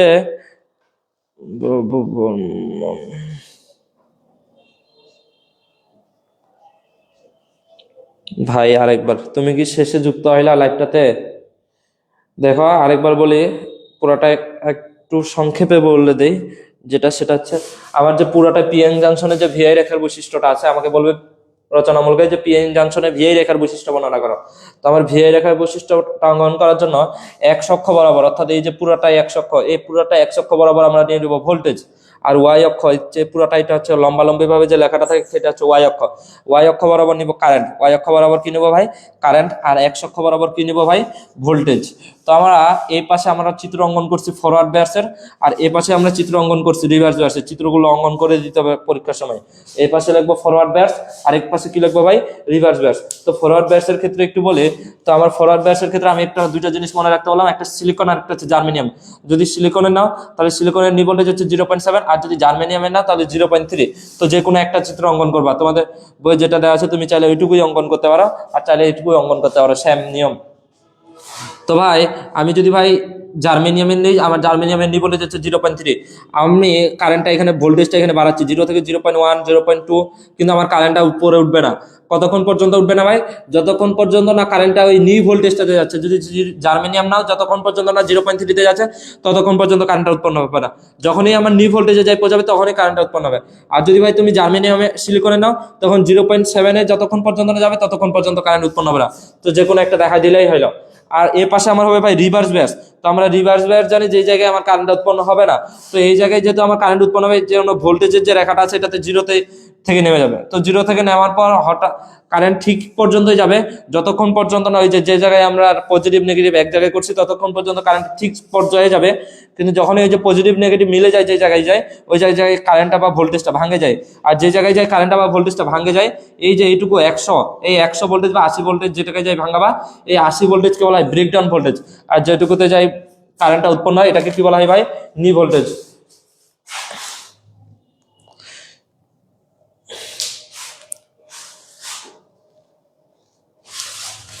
তো এটুকু হচ্ছে আমার ভাই ফরওয়ার্ড ব্যাস আর রিভার্স ব্যাস, অর্থাৎ পিএন জাংশনের ভিআই রেখার ফরওয়ার্ড ব্যাস আর রিভার্স ব্যাসের যে চিত্রগুলো অঙ্কন করতে হবে এগুলো এইভাবে আমাকে অঙ্কন করতে হবে। আমরা নেক্সটে চলে যাব জিনার ডায়োডের যে অধ্যায়টা আছে, অর্থাৎ বিশেষ ধরনের ডায়োড, চতুর্থ অধ্যায় যেটা আছে বিশেষ ধরনের ডায়োড। এই অধ্যায়টা ছিল সেমিকন্ডাক্টর ডায়োড। তো আমার নেক্সটে যে অধ্যায়টা আছে এটা হচ্ছে জিনার বিশেষ ধরনের ডায়োড। তো বিশেষ ধরনের ডায়োডে আমাদের বেশ কয়েকটা জিনিস নিয়ে আলোচনা করা আছে। এক নাম্বার হচ্ছে আমাদের এখানে আলোচনা করা আছে হচ্ছে জিনার ডায়োড নিয়ে আলোচনা করা আছে, সোলার সেল নিয়ে আলোচনা করা আছে, টানেল ডায়োড নিয়ে আলোচনা আছে। তো আমি তোমাদেরকে একটু জিনার ডায়োডের যে চিত্রটা অঙ্কন করা আছে এটুকু একটু দেখাই দিব। তো জিনার ডায়োডের যে চিত্রটা অঙ্কন আছে এটুকু আমি চিত্রটা প্রথমে বুঝাই, না চিত্রটা বোঝার আগে একটা জিনিস বুঝাই। কি জিনিস ভাই? আমাদের যে ভোল্টেজটা ড্রপ হয়, কি ড্রপ হয়? ভোল্টেজটা যে ড্রপ হয়, অর্থাৎ ভোল্টেজের যে নিয়ন্ত্রণ পদ্ধতি এটা হচ্ছে দুই ধরনের। কয় ধরনের ভাই? দুই ধরনের। কিরকম ভাই দুই ধরনের? একটা হচ্ছে আমরা আমাদের চাহিদা মাফিক ভোল্টেজটা প্রদান করতে পারি। কিরকম ভাই চাহিদা মাফিক? কিরকম চাহিদা মাফিক হচ্ছে ভাই, যেমন তুমি ফ্যান যেটা আছে, ফ্যান তোমার বাসার যে ফ্যানগুলো আছে এগুলো আমরা রেগুলেটরের সাহায্যে ফ্যানের যে গিয়ারটা আছে এটাকে আমরা কমা বাড়া করতে পারি। অর্থাৎ আমার ফ্যানের গিয়ারটা আমি যত কম দিব আমার ভোল্টেজ তত কম খাবে, আর গিয়ার আমি যত বেশি দিব, পাখা যত বেশি ঘুরবে আমার ভোল্টেজ কিন্তু তত বেশি ঘুরবে। অর্থাৎ আমার যে ফ্যানের যে নিয়ন্ত্রণ পদ্ধতিটা ভোল্টেজের, এটা আমরা আমাদের চাহিদা মাফিক নিতে পারতেছি। অর্থাৎ আমার যতটুকু প্রয়োজন আমি ততটুকু নিতেছি। কিন্তু ভাই আমি যদি মোবাইলের চার্জার কিংবা বাল্বের ক্ষেত্রে বা অন্যান্য জিনিসের ক্ষেত্রে বলি, তো আমাদের এইরকম জিনিসগুলোর ক্ষেত্রে কি হয়, যেমন আমরা যদি ফোনে চার্জারগুলোর ক্ষেত্রেই বলি, আমার ফোনের চার্জারগুলো যেমন হচ্ছে ওটা কত ভোল্টেজে দেওয়া থাকে, 7 ভোল্টেজ, 8 ভোল্টেজ, 12 ভোল্টেজ, কিংবা অনেক বাল্বগুলোর ক্ষেত্রেও দেখবা যে বাল্বগুলোতে দেওয়া থাকে যে 12 ভোল্টেজ, 10 ভোল্টেজ, 10 ওয়াট। তো এই যে এগুলোকে কিন্তু আমরা সহজে কমা বাড়া করতে পারি না। তুমি যদি ফোনের চার্জারটার ক্ষেত্রে দেখো, তুমি কিন্তু চার্জারটাকে ভোল্টেজটা যেটা তোমার নির্দিষ্ট করে দেওয়া আছে ওইটুকুই দেওয়া আছে, তুমি চাইলেও কিন্তু কমা বাড়া করতে পারবা না। কিন্তু ফ্যানের ক্ষেত্রে সেটা কিন্তু ঘটে না। এই যে ভোল্টেজের যে ড্রপ এটা হচ্ছে দুই ধরনের। একটা হচ্ছে আমার ভোল্টেজটা নির্দিষ্ট করে দেওয়া থাকে, আর একটা হচ্ছে আমরা আমাদের চাহিদা মাফিক ভোল্টেজটা নিতে পারি। দুইটা জিনিস। কি কি বললাম? একটা হচ্ছে আমার যেটা ভোল্টেজ যে ফ্যানের ক্ষেত্রে যেটা, সেটা হচ্ছে আমরা আমাদের চাহিদা মাফিক নেই। আর আমার বাল্বের ক্ষেত্রে বা চার্জারের ক্ষেত্রে যে ঘটনাটা ঘটতেছে এটার ক্ষেত্রে একটা নির্দিষ্ট ভোল্টেজ দেওয়াই থাকে, যার কারণে আমরা কি কাজ করতে পারি না, যে আমরা আমাদের চাহিদা মাফিক যে ভোল্টেজটা নিতে পারবো এটা আমরা নিতে পারি না। তাহলে এই থেকে আমরা বুঝলাম যে আমাদের ভোল্টেজ ড্রপটা কয় ধরনের হয়? দুই ধরনের। একটা হচ্ছে চাহিদা মাফিক ভোল্টেজ আর একটা হচ্ছে নির্দিষ্ট ভোল্টেজ। তো আমার যে জিনার ডায়োডটা আছে, এই জিনার ডায়োডটা হচ্ছে আমার যে জায়গায় ভাই ভোল্টেজটা নির্দিষ্ট থাকবে, ভোল্টেজটা কি থাকবে? নির্দিষ্ট থাকবে। শুধুমাত্র সেই জায়গায় আমার জিনার ডায়োড ব্যবহার করা হবে। কোন কোন জায়গায় ভাই? যে জায়গায় আমার ভোল্টেজটা একদমই নির্দিষ্ট করে দেওয়া থাকবে, আমার শুধু সেই জায়গায় জিনার ডায়োড ব্যবহার করা হবে। যে জায়গায় আমরা আমাদের চাহিদা মাফিক ভোল্টেজটাকে নিব সেই জায়গায় আমার জিনার ডায়োড ব্যবহার করা যাবে না। এটাই হচ্ছে আমার জিনার ডায়োডের মূলত, যে আমরা কোন জায়গায় জিনার ডায়োড ব্যবহার করবো এটুকুই হচ্ছে আমার এটা নিয়ম। যে জায়গায় ভোল্টেজটা নির্দিষ্ট করে দেওয়া থাকবে এই জায়গায় আমার জিনার ডায়োড ব্যবহার করতে হবে। আমি এতক্ষণ পর্যন্ত যতগুলো কথা বললাম সবগুলো কিন্তু জিনার ডায়োডের বর্ণনায় দিতে হবে, যে কোন জায়গায় জিনার ডায়োড ব্যবহার করা হয়, ভোল্টেজ ড্রপ কয় ধরনের, এই বর্ণনাগুলো কিন্তু দিতে হবে। তাহলে আশা করি যে কথাগুলো বলছি এগুলো একটু বুঝছি। আমরা নেক্সটে আসবো এই যে জিনার ডায়োডের যে চিত্রটা আছে, আমি আগে চিত্রটা একটু অঙ্কন করি। আমার এটা মনে করো ভোল্টেজ ইনপুট। নেক্সটে আমরা এখানে একটা রেজিস্টার নিলাম। নেক্সটে এই জায়গায় আমরা একটা মনে করো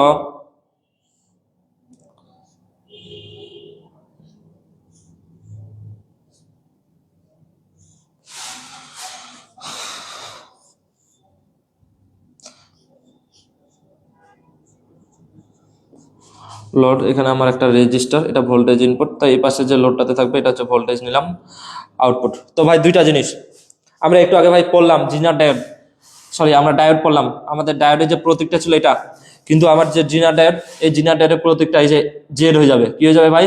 জেড। এই যে জেড, এই পাশে একটা রেখা দিতে হবে, এই পাশে একটা রেখা দিবে। এই রেখাটা যদি থাকে তাহলে মনে করতে হবে এটা জিনার ডায়োড। তো আমরা যেটা এখন করতেছি এটা কিন্তু জিনার ডায়োড। এটা কি করতেছি ভাই? জিনার ডায়োড। তো আমার জিনার ডায়োডের যে প্রতীকটা, একটা জেড, একটা টান এইদিকে আসবে, একটা টান এদিকে আসবে, তাহলে এটা আমার হয়ে যাবে কোন ডায়োড ভাই? জিনার ডায়োড।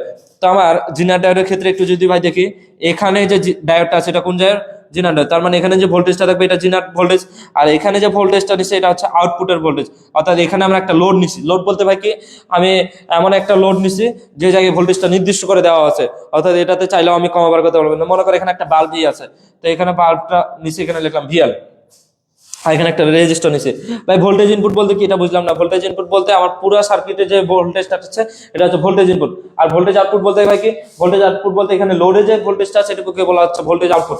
তো এই পাশেটা ইনপুট, এই পাশেটা হচ্ছে আউটপুট। তো আমরা একটু যদি ভাই আরেকটু যদি দেখি, আমার এই ভোল্টেজটা, আমার এখানে মনে করো ভোল্টেজ আছে পুরো সার্কিটে, আমার ভোল্টেজ আছে মনে করো ভাই 220 ভোল্টেজ। কত ভোল্টেজ ভাই? 220 ভোল্টেজ। এখন লোডটাও কি ভাই 220 ভোল্টেজের থাকবে? থাকতেও পারে, নাও থাকতে পারে, না থাকার সম্ভাবনা বেশি। তো আমি এখানে মনে করলো আমার এখানে ভোল্টেজ আছে 8 ভোল্টেজ। কতটুকু ভোল্টেজ আছে এই লোডটাতে?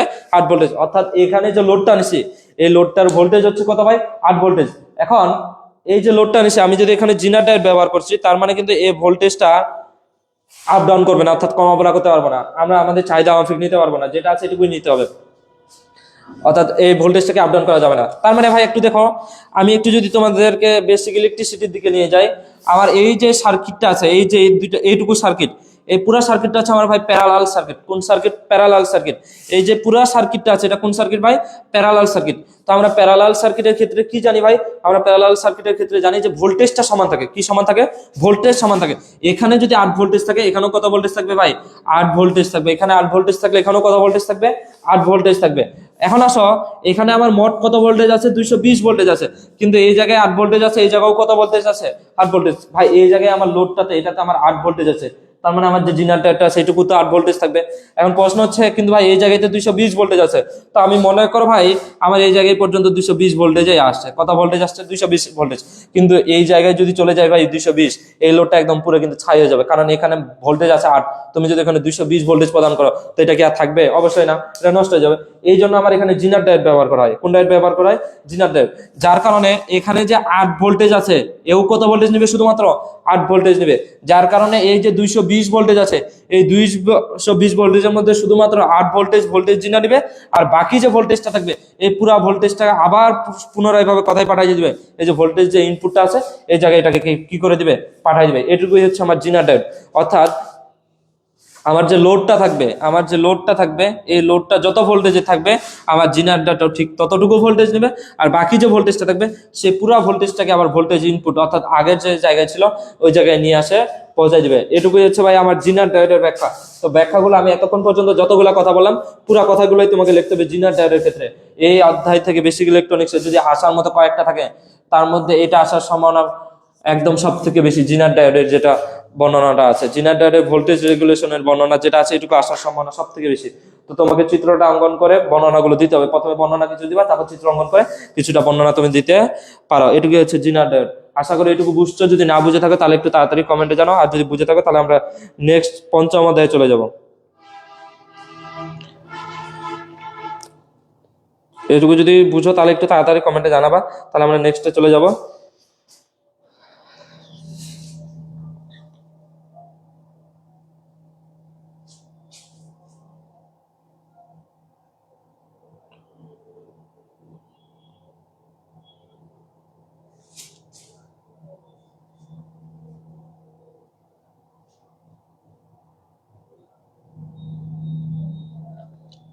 জিনার ডায়োডটা যদি একটু বুঝি তাহলে একটু তাড়াতাড়ি জানাবা ভাই, তাহলে আমরা নেক্সট যে প্রশ্নটা আছে এটাতে চলে যাব।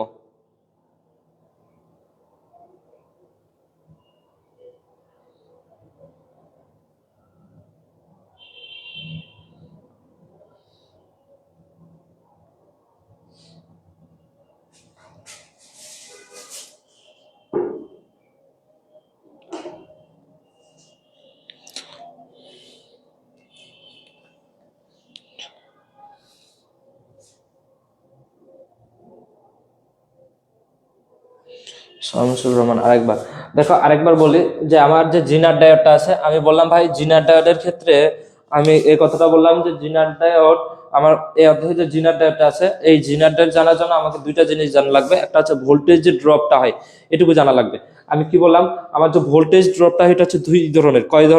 কয়ভাবে ভোল্টেজ ড্রপ হয়? দুই ধরনের। একটা হচ্ছে নির্দিষ্ট রেখে, আর একটা হচ্ছে তুমি তোমার চাহিদা মাফিক ভোল্টেজটা নিতে পারবা। যেটা জায়গায় তোমার ভোল্টেজটা নির্দিষ্ট করে দেওয়া থাকবে, তুমি সেই জায়গায় শুধুমাত্র জিনার ডায়োড ব্যবহার করতে পারবা।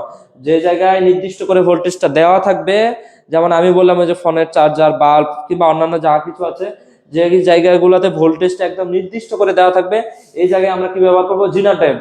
যেগুলোতে তুমি তোমার চাহিদা মাফিক নিতে পারবা ভোল্টেজ গুলা, অর্থাৎ কমা বাড়া করতে পারবা ভোল্টেজটা, সেটার ক্ষেত্রে আমার কখনো জিনার ডায়োড ব্যবহার করা যাবে না। কোন জায়গায় ব্যবহার করা যাবে তাহলে? যে জায়গায় শুধুমাত্র কি করা থাকবে, যে আমার ভোল্টেজটা নির্দিষ্ট করে যে জায়গায় দেওয়া থাকবে, এই জায়গায় আমার জিনার ডায়োড ব্যবহার করা হবে। যে জায়গায় ভোল্টেজটা চাহিদা মাফিক নিতে পারবো, এই জায়গায় জিনার ডায়োড ব্যবহার করা হবে না। তো আমি আগে চিত্রটা ভাই অঙ্কন করছি, তো তোমার চিত্রগুলোতে কিন্তু এগুলো লেখা লাগবে না। তোমার চিত্রগুলোতে এই কয়েকটা জিনিস যেগুলো লেখছে এগুলো লেখা লাগবে না। তো বাকি যেটুকু লেখছে এটুকুতে আসবে। তো আমি ভাই একটু যদি বলি, আমি বললাম আমার এখানে একটা নিছি ভোল্টেজ ইনপুট, একটা রেজিস্টার নিছি, এখানে একটা ভোল্টেজ জিনার ডায়োড নিছি, আর এখানে একটা লোড নিছি। লোড বলতে ভাই তুমি বলতে পারো একটা বাল্ব নিছি, একটা ফ্যান নিছি, বা অন্য কোনো কিছু নিছি, যে জায়গায় আমার ভোল্টেজটা কি অবস্থায় আছে? নির্দিষ্ট অবস্থায় আছে, অর্থাৎ যে জায়গায় আমি ভোল্টেজটাকে কমা বেড়া করতে পারতেছি না। তো আমার ভোল্টেজ ইনপুটটা আমি বললাম মনে করার জন্য, এখানে আমার মোট ভোল্টেজ আছে 220 ভোল্টেজ। কত ভোল্টেজ আছে ভাই? 220। কিন্তু আমার যে লোডটা আছে, এই লোডটা আমি মনে করো, আমি বললাম হচ্ছে আমার কত ভোল্টেজ, একটু আগে বললাম 8 ভোল্টেজ। তো আমার যদি ভাই এই জায়গায় 8 ভোল্টেজ আছে, এই যে দুইটা আছে, এই যে সার্কিটটা, এইটুকু সার্কিট, এটুকু হচ্ছে আমার ভাই প্যারালাল সার্কিট। যার কারণে এখানে যদি 8 ভোল্টেজ থাকে, এই জায়গাতেও আমার কত ভোল্টেজ থাকবে? 8 ভোল্টেজ। কিন্তু এই পুরা সার্কিটে আমার কত ভোল্টেজ আছে? 220। যার কারণে এই পর্যন্ত আমি মনে করে সবাই 220 ভোল্টেজ আছে। এখন এই জায়গায় তো আর 220 যদি প্রয়োগ করা হয় 8 ভোল্টেজের জায়গায়, এটা পুরোটাই পরিছাই হয়ে যাবে। যার কারণে আমার জিনার ডায়োড ব্যবহার করা হয়। অর্থাৎ এই জিনার ডায়োড, অর্থাৎ এখানে যদি 8 ভোল্টেজ হয়, এখানেও 8 ভোল্টেজ, এখানে 10 হলে এখানেও 10, এখানে 15 হলে এখানেও 15, এখানে 20 হলে এখানেও 20 ভোল্টেজ হবে। আর যেহেতু ভাই এখানে আমার 8 ভোল্টেজ আছে, তার মানে এই জিনার ডায়োডের কাজই হচ্ছে এখান থেকে শুধুমাত্র 8 ভোল্টেজ নেবে, আর বাকি যে ভোল্টেজটা থাকবে এটাকে কোথায় পাঠিয়ে দিবে? এই যে ভোল্টেজ ইনপুট, অর্থাৎ ওর যে আগের অবস্থায় আছে, বাকি পুরো ভোল্টেজটাকে ওর আগের জায়গায় ফিরিয়ে দিবে। এটুকুই হচ্ছে ভাই আমার জিনার ডায়োডের বর্ণনা। এটুকুই হচ্ছে আমার জিনার ডায়োডের বর্ণনা। আমরা নেক্সটে চলে যাব হচ্ছে পঞ্চম অধ্যায়। এই অধ্যায় থেকে তোমাদের অনেক কয়েকটা আছে, যেমন সোলার সেল আছে, তারপরে তোমার ফটো ডায়োড আছে, এলইডি আছে, এলসিডি আছে, সংক্ষিপ্ত প্রশ্নতে আসার মতো। এগুলো একটু ভালো করে পড়তে হবে।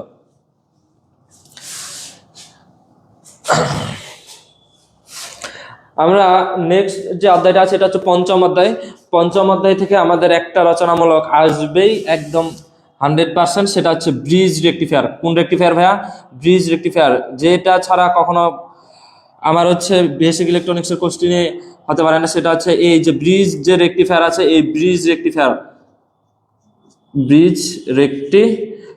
আমার এই যে ব্রিজ রেকটিফায়ার আছে, এই ব্রিজ রেকটিফায়ারের যে চিত্রগুলো আছে এগুলো আমাকে একটু অঙ্কন করতে হবে। ব্রিজ রেকটিফায়ারের যে চিত্রগুলো আছে এগুলো আমাকে কি করতে হবে ভাই? বুঝতে হবে। তো আমরা ব্রিজ রেকটিফায়ার জিনিসটা বোঝার আগে আমাকে কয়েকটা জিনিস বোঝার লাগবে। সেই জিনিসগুলো হচ্ছে কি, আমার এই অধ্যায় থেকে কয়েকটা জিনিস জানার লাগে।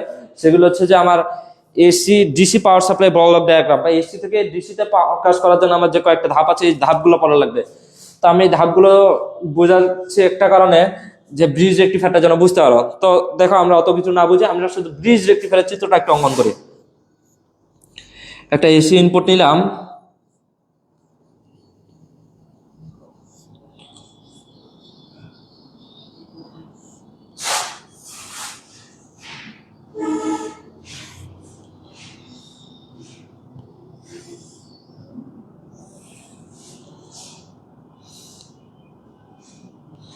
হোক চিত্রগুলো একটু সহজ করে অঙ্কন করে নেব।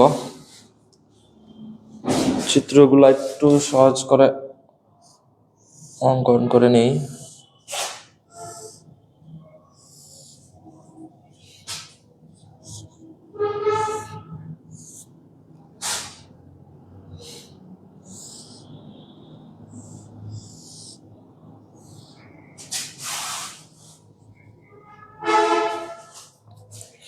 চিত্রটা প্রথমে এইভাবে অঙ্কন করব। তো এই জায়গায় দিব এ প্রান্ত, আর এই জায়গায় কি দিব ভাই? বি প্রান্ত। এটা হচ্ছে আমার এসি ইনপুট, আর এটা পুরোটাকে বলা হয় ট্রান্সফরমার। তো আমি এখানে ডায়োড গুলো নিয়ে নিব। কি নিয়ে নিব ভাই? ডায়োড। তো আমার ডায়োডের প্রতীকটা হচ্ছে যে এরকম। তো এখানে একটা ডায়োড নিলাম এপাশে। নেক্সট আমি ডায়োড নিব এই পাশে। ব্রিজ রেকটিফায়ার আসবেই, এটা 100%।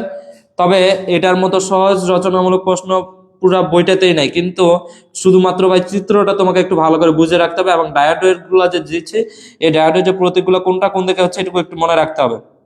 এটুকু যদি মনে রাখতে পারি তাহলে পুরাটাই ক্লিয়ার।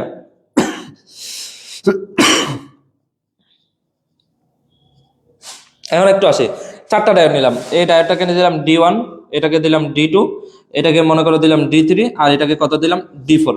তো একটু আগে আসি, আমি তোমাদেরকে তৃতীয় অধ্যায়ে একটা জিনিস বুঝাইছিলাম, ডায়োডের যে প্রতীকটা, এই ডায়োডের প্রতীকের লম্বা টানটা ভাই যেদিকে থাকে এদিকে নেগেটিভ, আর এই পাশে থাকে কি পজিটিভ।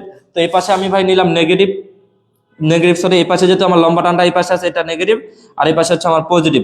নেক্সট সেম ভাবে এই পাশে যেহেতু লম্বা টানটা আছে ভাই, তাহলে এই পাশটা আমার হচ্ছে নেগেটিভ, আর এই পাশটা হচ্ছে আমার পজিটিভ। সেম ভাবে ভাই এটা যেহেতু আমার নেগেটিভ, লম্বা টানটা এইদিকে আছে, তাহলে এই পাশেরটাকে বলবো নেগেটিভ, আর এই পাশেরটাকে বলবো পজিটিভ।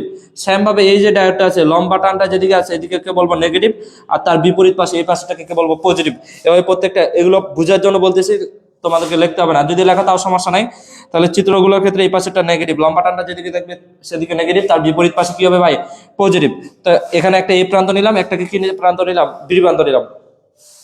তো একবার ধরে নিব, এগুলো লেখার পর বলে দিব যে ধরি এ প্রান্তকে বি প্রান্তের সাপেক্ষে পজিটিভ ধরি, এ প্রান্তকে কার সাপেক্ষে, অর্থাৎ এ প্রান্তকে পজিটিভ ধরি আর বি প্রান্তকে কি ধরি নেগেটিভ ধরি। তো আমরা ভাই সবসময় ব্যাখ্যাটা দিব পজিটিভটাকে দিয়ে। তো আমি একটু এই জায়গায় আসো, দেখো এই জায়গায় পজিটিভ ধরলাম, তা আমার এই জায়গা পর্যন্ত এই জায়গায় কারেন্ট, আমার এটা যেহেতু পজিটিভ ধরছে এই জায়গায় আমার পজিটিভ কারেন্ট আসছে। কোন কারেন্ট আসছে? পজিটিভ, যেহেতু এটুকুকে পজিটিভ ধরছে। এখন দেখো তো ভাই আমার এই জায়গায় পজিটিভ, কিন্তু এই পাশে যে ডায়োডটা এই পাশে আছে, এই পাশে এই পাশ দিয়ে যদি যাই, দেখো তো এই পাশে আমার কিন্তু নেগেটিভ হয়ে গেছে। তাই পজিটিভ আর নেগেটিভ কিন্তু সবসময় বিকর্ষণ করবে, আকর্ষণ করবে না, যার কারণে এই দিক দিয়ে আমার কারেন্টটা যাইতে পারবে না। কেন যাইতে পারবে না? ফরওয়ার্ড ব্যাস হয় না, এখানে ভাই রিভার্স ব্যাস হয়েছে, পজিটিভ নেগেটিভ হয়ে গেছে, তো এই দিক দিয়ে যাবে না। তখন এটা যখন এই পাশ দিয়ে যদি একটু লক্ষ্য করি, এখানেও পজিটিভ এখানেও পজিটিভ, তাহলে কিন্তু এই দিক দিয়ে কারেন্টটা প্রবেশ করতে পারবে। যার কারণে এটাকে যখন প্রবেশ করাবো তখন D1 দিয়ে গেল। কোন দিক দিয়ে গেল ভাই? D1 দিয়ে আসলাম। এখন প্রশ্ন হচ্ছে ভাই পজিটিভটাই তো আসতেছে, যেহেতু আমরা পজিটিভ ধরছি, তা পজিটিভ চার্জটা যখন এদিক দিয়ে আসলো ভাই, এই যে এদিক দিয়ে যখন পজিটিভ চার্জটা আসতেছে, তখন কিন্তু এই যে এই পাশে এখানে কি হয়ে গেছে আবার ভাই নেগেটিভ, তো আমার এখানে আসছে পজিটিভ। তো পজিটিভ আর নেগেটিভ কি এদিক দিয়ে যাইতে পারবে না? কারণ হয় আমার এখানে রিভার্স ব্যাস করতেছে, পজিটিভ আর নেগেটিভ কখনো যাইতে পারবে না, পজিটিভ পজিটিভ লাগবে, নেগেটিভ নেগেটিভ। তো আমার এই জায়গায় যদি না যাইতে পারে, তো এখানে আমার রেজিস্টারটা কাজ নাই, এই জায়গায় আসলো, যেহেতু কোনো বাধা নাই, চলে আসলো ভাই এই জায়গায়, চলে আসলো আমার কোন জায়গায়? এই জায়গায়। এখন এই জায়গায় তো আমার পজিটিভটা আসছে, তো আমার যদি ভাই পজিটিভটা আসে, দেখো তো এই যে পজিটিভ মিলে গেছে না, তাহলে এই দিক দিয়ে যাইতে পারবে, যেহেতু পজিটিভ পজিটিভ মিলে গেছে, তো এই দিক দিয়ে যাই, আমার এই জায়গায় আসলো। ঘটনাটা এই জায়গায় ঘটছে, যখনই আমার ভাই এই জায়গায় কারেন্টটা আসতেছে, আমার দেখো প্রথমবার যখন আমরা পজিটিভ ধরছিলাম তখন কিন্তু এই জায়গায় প্রথমে একবার কারেন্টটা আসছিল, তো আমার যে জায়গায় একবার কারেন্টটা যায় ওই জায়গায় আর দ্বিতীয়বার কারেন্টটা যাইতে পারবে না, যার কারণে আমার এই দিক দিয়ে D4 দিয়ে কারেন্টটা যাইতে পারবে না। যার কারণে এই যে দেখো পজিটিভ, এই যে দেখো পজিটিভ, তখন কিন্তু এই দিক দিয়ে কারেন্টটা যাবে, এখানে আসবে, তখন এখানে পজিটিভটা আসলো, তাহলে D1 দিয়ে গেল, আর কোন দিক দিয়ে গেল ভাই? D3 দিয়ে গেল। যখন এই দিক দিয়ে আসলো তখন কিন্তু দেখো ভাই এই যে আবার পজিটিভ, এই যে আবার পজিটিভ কিন্তু মিলে গেছে, এই পজিটিভ এই যে পজিটিভ কিন্তু মিলে গেছে, তাহলে এই দিক দিয়ে যাবে, তাহলে এই দিক দিয়ে গেল, তাহলে এখানে চলে আসলো। কিন্তু ঘটনাক্রমে এই জায়গাও আমার প্রথমে একবার কারেন্টটা আসছিল, যার পর এই দিক দিয়ে গেছিল, তো এই জায়গায় যদি কারেন্ট একবার গেছিল এই জায়গায় কি আর যাইতে পারবে না? তার মানে আমার এই দিক দিয়ে যাবে না, তখন আমার এইখান থেকে কোন পাশে চলে আসবে? এই যে বি প্রান্ত যেটা আছে এটুকুতে চলে আসবে, অর্থাৎ এই কন্ডাকশন থেকে যখন বি কন্ডাকশনে কারেন্ট আসে পৌঁছাবে, তখন আমার এই সার্কিটটাতে কারেন্ট প্রবাহ কৌশলটা যাবে, আর যতক্ষণ পর্যন্ত না আসবে না ততক্ষণ পর্যন্ত যাবে না। এটা গেল এ প্রান্তের সাপেক্ষে, এ কে বি এর সাপেক্ষে যখন পজিটিভ দিলাম, এই বর্ণনাটা আমি যেভাবে বললাম এটুকু একটু লিখতে হবে। নেক্সট সেম ভাবে ভাই তোমার বইয়ে দেওয়া আছে, এগুলো একটু বর্ণনাগুলো পড়ে নিবা। এবার আমরা বিটাকে ধরলাম পজিটিভ, আর এটাকে কি ধরলাম? নেগেটিভ। তো ভাই এবার পজিটিভটা আমরা সবসময় বলছি আমি পজিটিভটা দিয়ে ব্যাখ্যা দিব। কি দিয়ে ব্যাখ্যা দিব?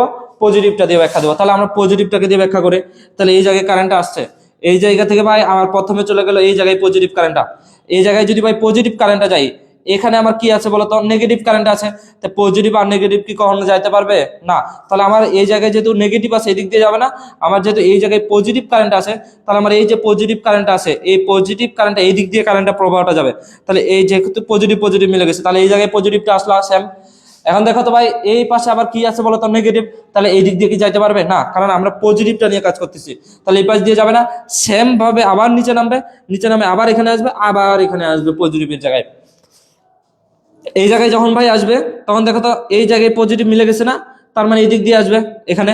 কিন্তু ভাই দেখো এই জায়গায় প্রথমে বি প্রান্ত থেকে এখানে একবার আসছিল, যেহেতু এখানে একবার আসছিল এই জায়গায় আবার কারেন্টটা যাইতে পারবে না, তখন আমার এই পাশ দিয়ে কোথায় চলে আসবে, এই পাশে চলে আসবে D4 দিয়ে। অর্থাৎ বি কে যখন পজিটিভ ধরতেছি প্রথমে আমার গেল D2 দিয়ে তারপরে আমার গেল কোন দিক দিয়ে D4, অর্থাৎ এই যে D2 দিয়ে এই দিক দিয়ে গেল, এদিক দিয়ে যায় না, নিচে নামে এখানে আসলো, দেন এই দিক দিয়ে যাইতে পারবে না কারণ এখানে আমার কারেন্ট একবার আসছিল, দেন আমার D4 দিয়ে এখানে আসলো, তো এখানে পজিটিভটা আবার আসলো, তো পজিটিভ কিন্তু ভাই মিলে গেছে।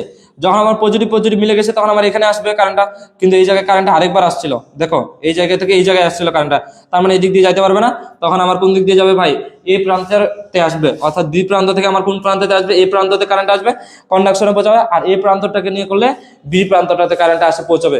এটুকুই হচ্ছে ভাই আমার ফুল ওয়েভ ব্রিজ রেকটিফায়ার। তো যে এত কিছু বুঝবো না সে ভালো করে মনে রাখবো, যখন আমরা এটাকে পজিটিভ ধরবো তখন D2 আর D1 আর D3 দিয়ে কারেন্টে যাবে, আর যখন বি কে পজিটিভ ধরবো তখন D2 আর D4 দিয়ে কারেন্টে যাবে। এইটুকু বর্ণনাটুকু লেখলেই হয়ে যায়। এটুকুই হচ্ছে আমার ফুল ওয়েভ ব্রিজ রেকটিফায়ার। আশা করি এইটুকু পর্যন্ত বুঝছো। আমার পরীক্ষায় আসার মতো সব থেকে গুরুত্বপূর্ণ হচ্ছে ফুল ওয়েভ ব্রিজ রেকটিফায়ার, যেটা বেসিক ইলেকট্রনিক্সে প্রত্যেকবারই পরীক্ষায় আসছে, বেসিক ইলেকট্রনিক্সে প্রত্যেকবারই পরীক্ষায় আসছে ফুল ওয়েভ ব্রিজ রেকটিফায়ার। তো এটুকু একটু ভালো করে লিখতে হবে।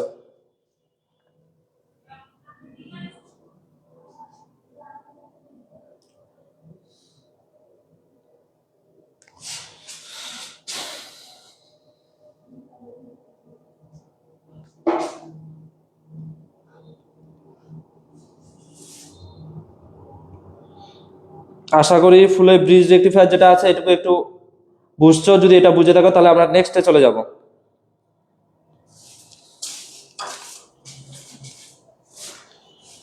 শেষ করে দেবো নাকি আজকে, কালকে অর্ধেকটা পড়াবো, 5 অধ্যায় পর্যন্ত হয়ে গেল কেবল। হ্যাঁ হ্যাঁ বলে দিচ্ছি আমি। আশা করি 1 থেকে 5 অধ্যায় পর্যন্ত আমি যে রচনামূলক গুলো করাইলাম এখান থেকে কমপক্ষে তোমরা 3 থেকে 4টা রচনামূলক, 1 থেকে 5 থেকে কমপক্ষে হলো 3টা পাবা। আমরা প্রথমে পড়লাম P type N type conductor semiconductor ইনসুলেটরের ডায়াগ্রাম, তারপরে পড়লাম পিএন জাংশনের ভিআই রেখার বৈশিষ্ট্য, তারপরে পড়লাম জিনাল টাইপ, তারপরে নেক্সট আমরা পড়লাম ফুল ওয়েভ ব্রিজ রেকটিফায়ার। অর্থাৎ 1 থেকে 5 অধ্যায়ে যে গুরুত্বপূর্ণ রচনামূলক গুলো ছিল এগুলো আমরা শেষ করছি। এখন ভাই আমরা চলে যাব আমরা আজকে থেকে 5 অধ্যায় পড়াবো। নেক্সট দিন কালকে যেহেতু তোমাদের পরশু দিন পরীক্ষা, আর কালকেও যেহেতু আমার একটা ডিপার্টমেন্টের সাবজেক্টে একটা পরীক্ষা আছে, যার কারণে আমার এখনো বইগুলো ভালো করে পড়ানো হয়নি, যার কারণে আজকের দিন একটু রেস্টে না যাই, কালকে 6 থেকে 10 অধ্যায় যে রচনামূলক গুলো আছে আমি কালকে করাই দিব। তো আজকে 1 থেকে 5 অধ্যায় পর্যন্ত যেগুলো বললাম এগুলো একটু ভালো করে পড়বা, আর ক্লাস শেষে তোমাদেরকে সাজেশনটা দিয়ে দেওয়া হচ্ছে। সাজেশন অনুযায়ী যে অতি সংক্ষিপ্ত রচনামূলক গুলো থাকবে আর অতি সংক্ষিপ্ত গুলো একটু নিজে নিজে ভালো করে পড়ে নিবা। 1 থেকে 5 অধ্যায় পর্যন্ত একটু ভালো করে কভার করতে পারবা। যারা একটু ভালো পড়ে তারা পারলে 6 থেকে 10 পর্যন্ত পড়ে নিবা, আর যারা পারে না তাহলে কালকে রাত্রে তোমাদের সাথে 6 থেকে 10 অধ্যায় পর্যন্ত আলোচনা হবে। তাহলে 1 থেকে 5 অধ্যায় পর্যন্ত আজকে এই পর্যন্ত। যদি কারো কোনো কিছু সমস্যা থাকে একটু তাড়াতাড়ি কমেন্টে জানাবে, আর নাহলে আমরা কালকে 6 থেকে 10 অধ্যায় পর্যন্ত করব। ভাই শেষ করে দেন, আজকে এই পর্যন্ত শেষ করে দিব, কালকে 6 অধ্যায় থেকে 10 অধ্যায় পর্যন্ত করাবো। ভাই সাজেশন গুলো দিয়েন, সাজেশন গুলো দেওয়া হবে, তোমরা পেজে একটু নক দিয়ে রাখবা, তাহলে তোমাদেরকে সাজেশন গুলো দিয়ে দেওয়া হবে। তাহলে 1 থেকে 5 অধ্যায় পর্যন্ত যেগুলো রচনামূলক করলাম এগুলো একটু ভালো করে পড়িও। ভাই ফুল ওয়েভ ব্রিজ রেকটিফায়ারের এই ম্যাথটাও কি করতে হবে, ফুল ওয়েভ ব্রিজ রেকটিফায়ারের রিপল ফ্যাক্টরের মান নির্ণয় করতে হবে তোমার সংক্ষিপ্ত প্রশ্নের জন্য। রচনামূলকে চাই না, তোমাকে ফুল ওয়েভ ব্রিজ রেকটিফায়ারের যে রিপল ফ্যাক্টরের মানটা আছে এটুকু তোমাকে করতে হবে সংক্ষিপ্ত প্রশ্নের জন্য। তো ওইটুকু একটু সহজ আছে, শুধু 2টা সূত্র আছে, সূত্রগুলো একটু ভালো করে মুখস্থ করে নিতে হবে, অথবা তোমাদের ক্লাসে আমি করাইছিলাম যাদের কাছে লেখা আছে তাদের খাতা থেকে একটু ভাই নোটটা তুলে নিবা। তো ঠিক আছে, আজকে এই পর্যন্তই। সবাই ভালো থাকো, সুস্থ থাকো, খোদা হাফেজ।